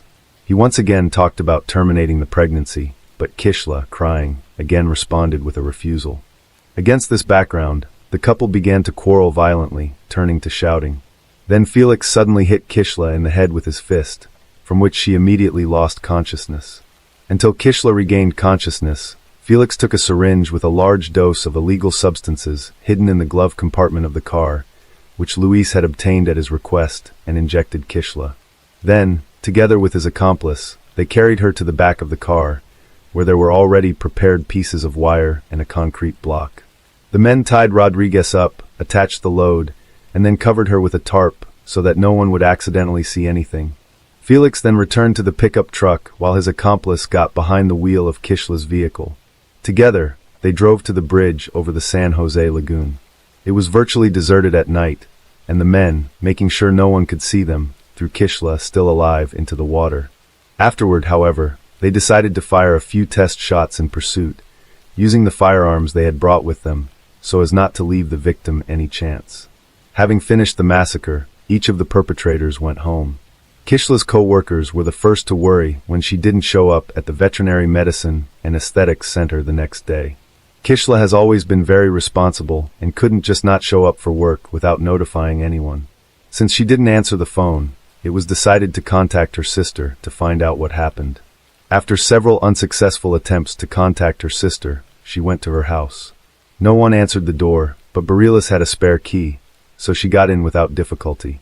However, she was met only by hungry animals who had not eaten anything for almost 24 hours. Now Bareilles was already in a panic because she realized that something terrible or irreparable had happened to Kishla. She immediately called her mother and told her everything, and then reported to the police about her suspicions and threats to her sister. She also called Felix, but he claimed that he had spent the previous evening and night at home with his family and had not gone to any meeting. The missing girl's mother took the first flight from Florida to San Juan. She thought that her lover might have taken her daughter to a private clinic and paid for her to have an abortion without her consent. Kayla didn't even want to think about the fact that Kishla was no longer alive. The first thing to do was to question the missing girl's neighbors and co-workers, but they didn't notice anything suspicious and couldn't provide the investigation with any useful information. In parallel, messages about the disappearance of Rodriguez were posted on popular social networks with requests to respond to those who know anything about her fate or current whereabouts. The case quickly received wide publicity, and when it became known that the missing girl was in a long-term relationship with a famous athlete and was expecting a child from him, reporters literally lined up to interview any of Rodriguez's family members. The relatives did not hold anything back and spoke out about their suspicions, among other things, blaming Felix for the incident. On April 30th, Kishla's car was found abandoned on the east side of the city with her documents and personal belongings inside. No signs of struggle were found in the interior, giving a faint hope of finding its owner alive. On May 1st, a passerby strolling on the bridge over the lagoon saw a strange shape resembling a human body in the shallow water. He reported his discovery to the police, who soon recovered from the water the body of a young woman, presumably the same one the whole city had been looking for several days. Members of the Rodriguez family who arrived to identify the body hoped to the last that it was not Kishla, but their hopes were not realized. The body had been in the water for several days and changed a lot, but the girl was immediately identified by a remarkable tattoo on her arm. When news of the gruesome discovery hit the press, the residents of the city revolted and began to go out to spontaneous rallies, demanding punishment for those responsible. The same day, Verdejo was detained and taken to the police station for questioning, but the athlete categorically denied his involvement and claimed that on the night of Kishla's disappearance, he was at home with his family. As there was nothing to charge him, Felix was released on his own recognizance. One of the key witnesses was the athlete's legal wife, who at the first interrogation admitted that she was aware of his affair with Kishla, but that she had heard about her rival's pregnancy for the first time. On top of that, she did not confirm her husband's alibi, saying that he was not at home on the night of the murder. The first thing investigators did was check traffic surveillance footage on the way to the bridge from which Kishla was thrown. That's how they found Felix's pickup truck and the victim's car traveling behind each other, but the Kia Forte was clearly not driven by its owner. On the same day, the boxer's car was seized for examination, and in its body they found some hair of the deceased. Luis was the first to surrender to the police, promising to tell the whole truth in exchange for a reduced sentence. Felix was also taken into custody, but he refused to cooperate with the investigation, did not answer questions, and continued to deny his guilt, despite the presence of irrefutable evidence. A firearm was seized from Felix, which he used to shoot the victim from the bridge, and for which he had an official permit. Also, a cell phone check confirmed the fact that Felix, Luis, and Kishla were in the same location on that fateful night. Kishla's final farewell was on May 8th, and the funeral ceremony was all over the national news. It was a kind of action, calling for the perpetrators of the tragedy to be punished to the full extent of the law, as well as an action to draw public attention to the problem of gender violence. The coffin with Rodriguez's body was brought to the cemetery, not in a traditional hearse, but in a white carriage, over which white flower petals were thrown from the air. Many famous Puerto Rican natives, including show business stars, athletes, politicians, and public figures, have spoken out about the high-profile incident. Verdejo was charged with carjacking, kidnapping, premeditated murder, and the murder of an unborn child. All of these crimes together carried the death penalty, but the relatives of the deceased from the very beginning asked the court to elect a sentence of life imprisonment for the killer, so that he would suffer in captivity for the rest of his life. The hearing was repeatedly postponed due to the worldwide coronavirus pandemic, but in the spring of 2021, the trial was held in virtual mode. The court found that the crime was committed by a group of persons by prior conspiracy, and with particular cruelty against a pregnant woman. It was possible to reconstruct the chain of events of that night and the details of the crime, mainly thanks to the testimony of Luis, who did not deny his guilt. He admitted that it was he who, at the request of a friend, got the drug for injection, and also brought a wire and a concrete block to get rid of the body. But Felix continued to insist on his non-involvement in the case, although his words could not seriously affect the situation. By the way, the wife of the boxer, who acted in court as a witness, almost immediately after the arrest of her husband, filed for divorce and tried to abstract from what was happening, focusing on the development of his business and raising a young daughter. According to some reports, not so long ago, Elisa Santiago remarried. Elisa herself admitted in an interview that she repeatedly received anonymous calls and messages with death threats, as well as death wishes to her and even Miranda. Many considered it was the spouse of the athlete as the organizer of the crime, but no evidence was found. In the summer of 2023, it became known that the jury, having familiarized itself with all the evidence and heard the testimony of all the witnesses, was finally ready to announce the final verdict. Felix Verdejo and his accomplice, Luis Cadiz, were found guilty on each of the charges against them. But despite this, the killers have not yet been sentenced. The next court hearing is scheduled for mid-November 2023. Most likely, both men involved in the deaths of Kishla Rodriguez and her unborn child will likely go to prison for life, with no right to ever leave prison. Imagine that today, we will visit a Hollywood movie studio where they shoot the best movies in the world of different genres. But instead of a movie pavilion, we will find ourselves in Wilbur, Nebraska, and our movie for today is a bloody thriller. Nebraska is the territory of the Great Plains. It is located in Tornado Alley. In spring and summer, there are often severe thunderstorms and tornadoes.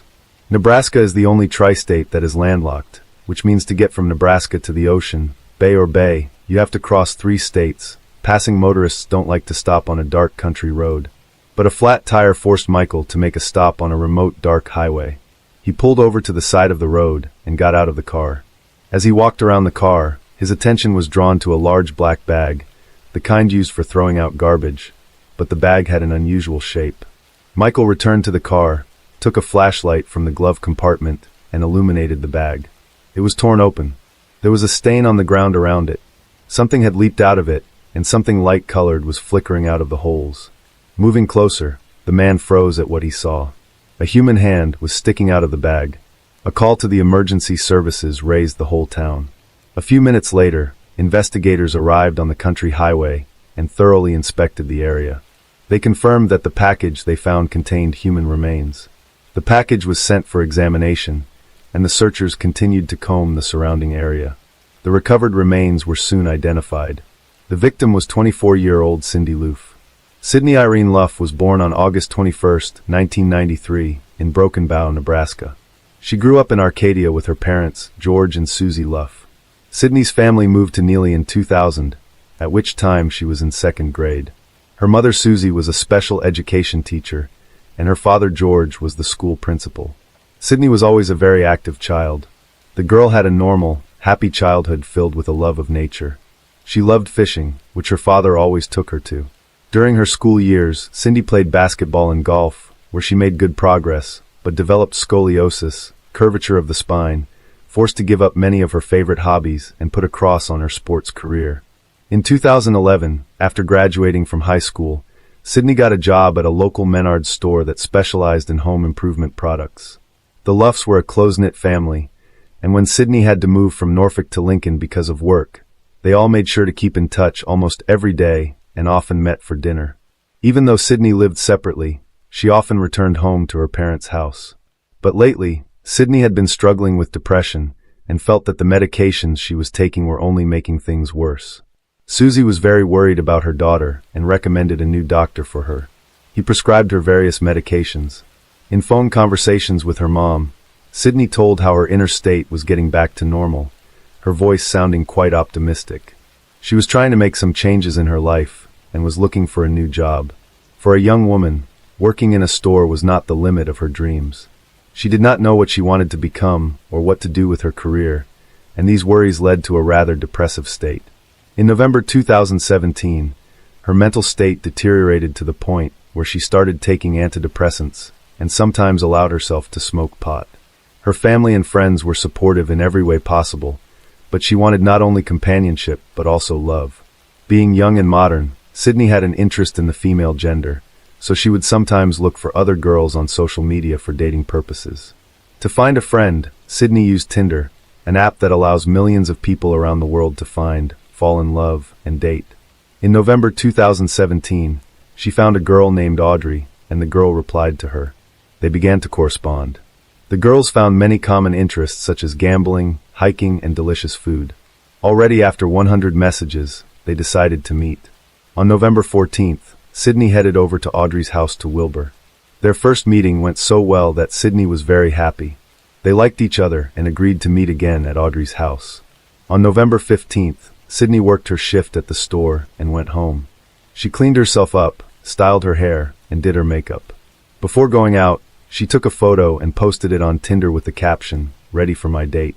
After the photo, she got a message to go out, with Audrey waiting for her in the car. The girls drove off. The next day, Sydney Loof didn't show up for work. But even though she had been in high spirits for the past few days because of her new acquaintance, her family was concerned when coworkers informed them that she didn't show up for work because it was nothing like their responsible Sydney. Susie spoke of her daughter suffering from anxiety and deep depression. Just days before her disappearance, Loof had discussed her deteriorating mental health with her family, who advised her to see a doctor again to take antidepressants. That was the last time Loof's family saw Sydney. The girl's parents went to her apartment and were extremely surprised that Sydney had left her favorite cat Mimsy without food or water. This was extremely unlike a caring landlady. The parents knew how much Sydney loved her cat and never left her alone for long. They were concerned and reported Sydney missing to the police. The apartment itself was locked. When the police did a welfare check of Sydney's home, they saw nothing out of the ordinary. But the family was adamant. Something was wrong, and the police took their concerns seriously. On November 16th, 2017, the 5'7" blonde was reported missing after she failed to show up at the showroom of the Menards store, where she worked at 27th Street and Cornhusker Highway. Sydney suffered from a spinal condition and walked in a different way that would make her stand out from the crowd. She was wearing a white Columbia brand jacket and a cream-colored shirt. When testifying about the prior events before she went missing, her parents told police that she told her friend on Snapchat Wednesday morning that she had gone on a date with a woman she met online Tuesday night and planned to meet up with her again Wednesday night. Sydney's car, which she left in Northeast Lincoln, was found. Police officers said they had conducted interviews and were looking for any leads that could lead to Sydney or her trail. Loof's family distributed flyers saying she may have been abducted 40 miles southwest of Lincoln, where the latest information indicated her cell phone was communicating with a tower. The flyer also noted that there was no activity in her bank account and that her cell phone was turned off the night she disappeared.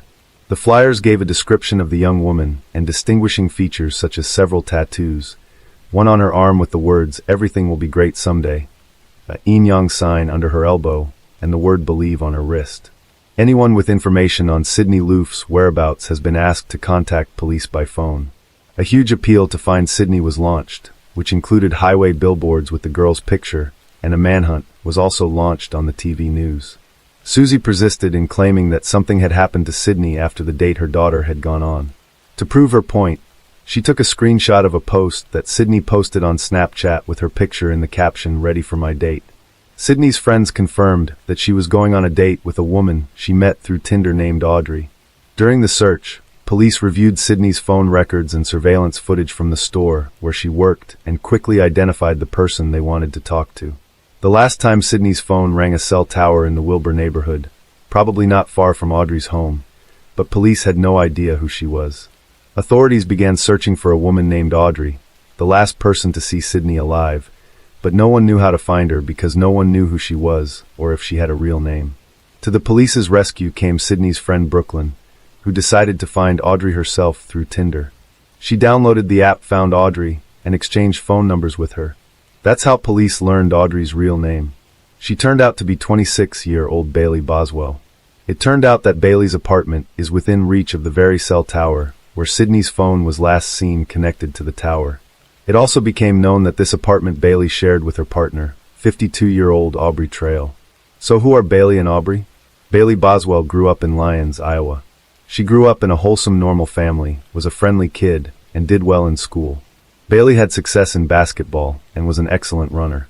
However, she was not after losing her father. Her life changed direction, and after graduating from high school, Bailey went down the wrong path.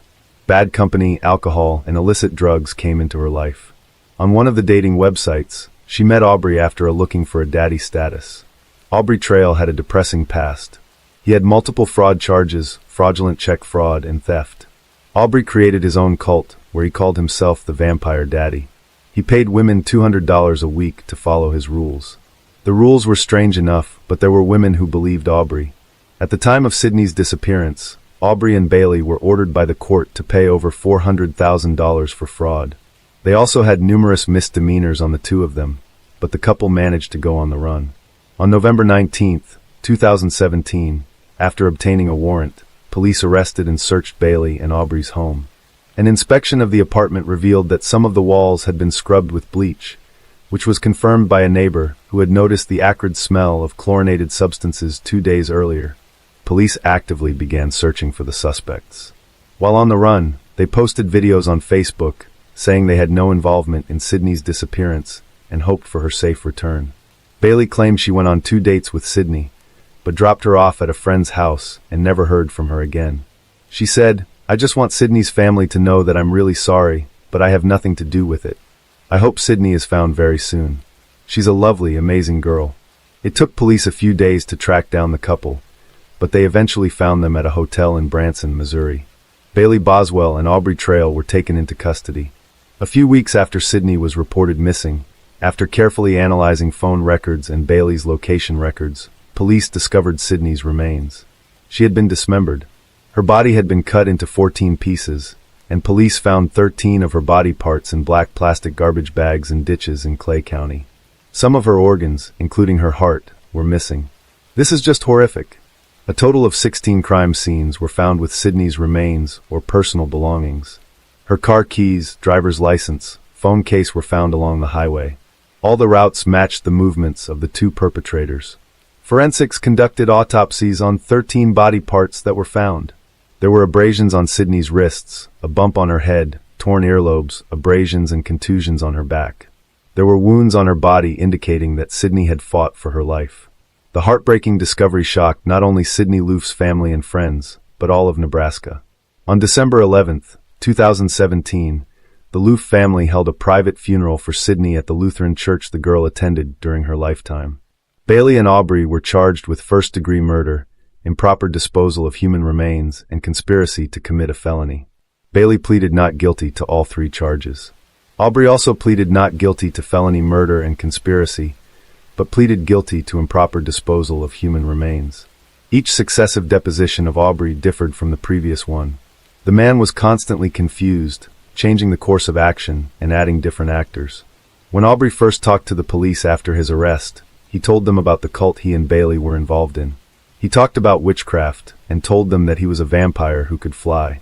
Aubrey portrayed himself as the leader of this cult and a vampire, and assured them that he had witches in the cult who had to kill another woman to get powers. So at one of his first court hearings, he admitted that he killed Sidney Loof, but did it completely by accident. He said that he paid her $5,000 to fulfill his intimate fantasy with 2 other women. Sidney agreed, but died accidentally during the intimate act when he accidentally strangled her with a cord. He also admitted that he disposed of the body by cutting her into pieces, as it was a ritual in accordance with his religious beliefs. He had to drain all the blood to release her soul to the gods in a sacred place, and lay out her body parts to help her reincarnate faster. But this version turned out to be false. Surveillance footage provided dated November 14th shows Bailey and Aubrey checking into a hotel in Lincoln, not far from where Sidney lives. And then on November 15th, they visit a home improvement store which shows them buying a gruesome array of tools: a hacksaw, chlorine bleach, a folding saw, a stationary knife, and the bags used for Sidney's remains. On November 15th at 12:01 in the afternoon, a surveillance camera captured Sidney crossing paths with Aubrey at the Menards store during business hours. But the girl had no idea at the time who he was or how cruelly fate would play her. On June 11, 2018, the first court hearing was held for the murder and improper burial of Sidney Loof's remains. Separate trials were ordered, but the charge was essentially the same for both. The trials were held in Lexington because attorneys argued that Bailey and Aubrey would not get a fair trial in Wilbur because of the publicity surrounding the case. The prosecution argued that Sidney was murdered, she was strangled, and the crime was a premeditated attack that was carefully planned. Aubrey and Bailey were declared ringleaders of a group that was interested in recruiting young women for intimate games. Bailey therefore used Tinder to find the women. At trial, the jury heard testimony from 3 other women who said they had been in relationships with Aubrey and Bailey at different times, and their acquaintance also began on Tinder. All of them had been involved with Bailey and had participated in intimate acts with Bailey and Aubrey. One woman said she even traveled with them after they met. She said Aubrey gave her a weekly allowance of $200 and invited her to join his cult. He called the cult members witches and said she had to torture and kill someone to join them. She testified that Bailey was called a witch queen. Another woman testified that Bailey talked in great detail about breaking her fingers and her desire to dismember the body. She liked to talk about torture. All 3 women who testified made it clear that both Bailey and Aubrey were involved in all the talk about torture and the crime. It is quite strange that in our modern world, there are still people who believe in the horrors of exorcism and try to assure the rest of us that they do. Talking about the investigation and the evidence obtained, the prosecution reconstructed the picture of what happened on the tragic evening of November 15th, 2017. Sidney was getting ready for a date with a woman she had known for a couple days.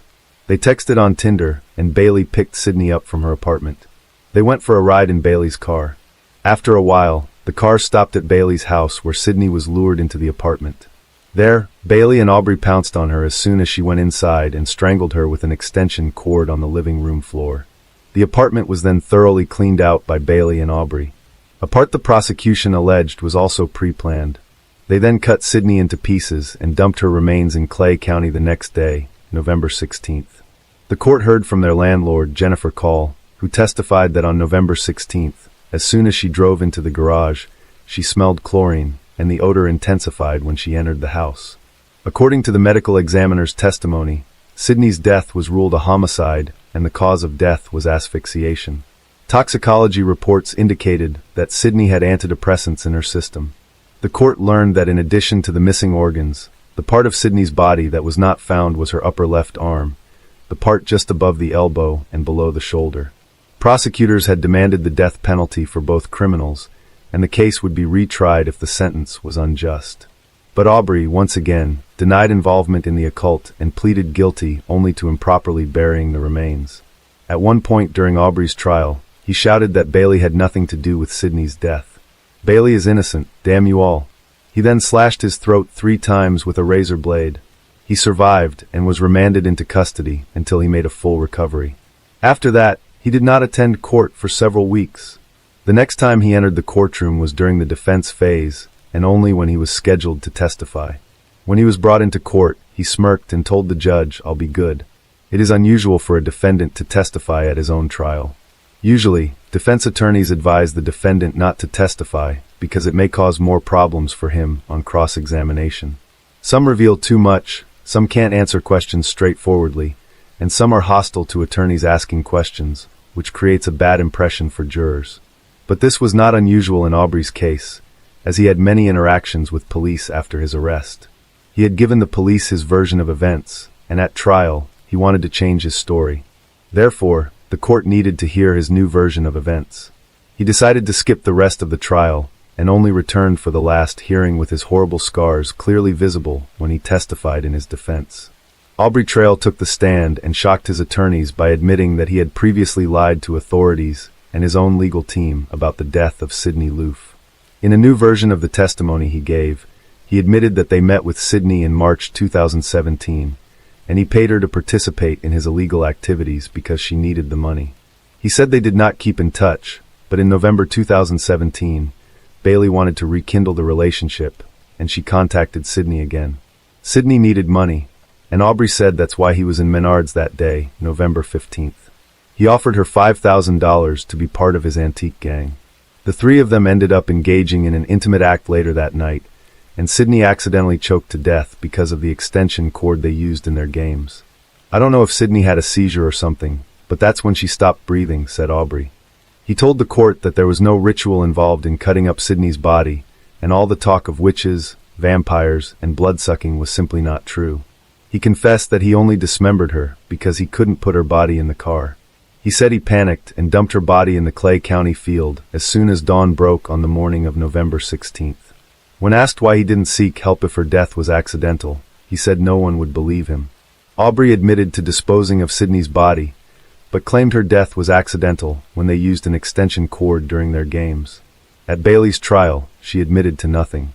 In fact, her attorneys argued that she was also victimized by Aubrey. Her attorney told the court that when she met Aubrey, she was a vulnerable young woman. At the time, she was living alone, working as a waitress in Princeton, Missouri. The defense argued that Bailey had nothing to do with either Sidney's death or the disposition of her remains, but that again proved to be false. The cell phone that Bailey used to access her Tinder account was used near where Sidney's body parts were found, and it was through a detailed analysis of her phone and location records that the police were able to find all of Sidney's remains. The court also learned that it was Bailey who contacted Sidney and arranged to meet her. She was the one who drove to Sidney's duplex to pick her up on the evening of November 15th. The prosecution told the court that Bailey derived satisfaction from discussing acts of cruelty, and she enjoyed talking about torture with Aubrey. Evidence was presented at trial proving a planned crime. On the day Sidney was killed, Aubrey and Bailey were together at a store where they bought tools, including a hacksaw, scissors, and a box cutter from Home Depot. Around noon that day, Bailey sent Sidney a text message asking how her day was going.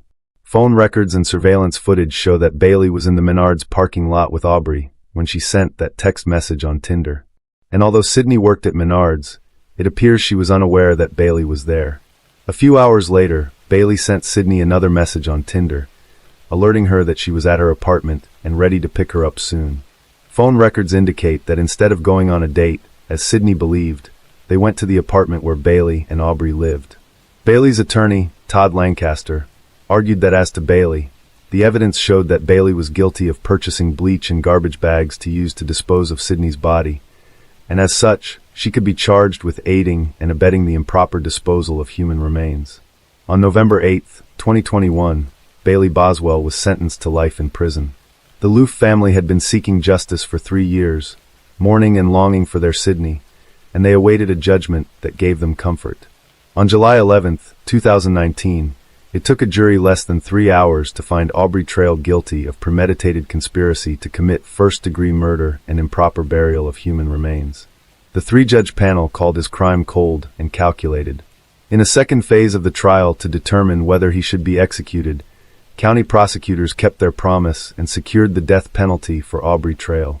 Thus, on June 9, 2021, Aubrey Trail was executed by lethal injection.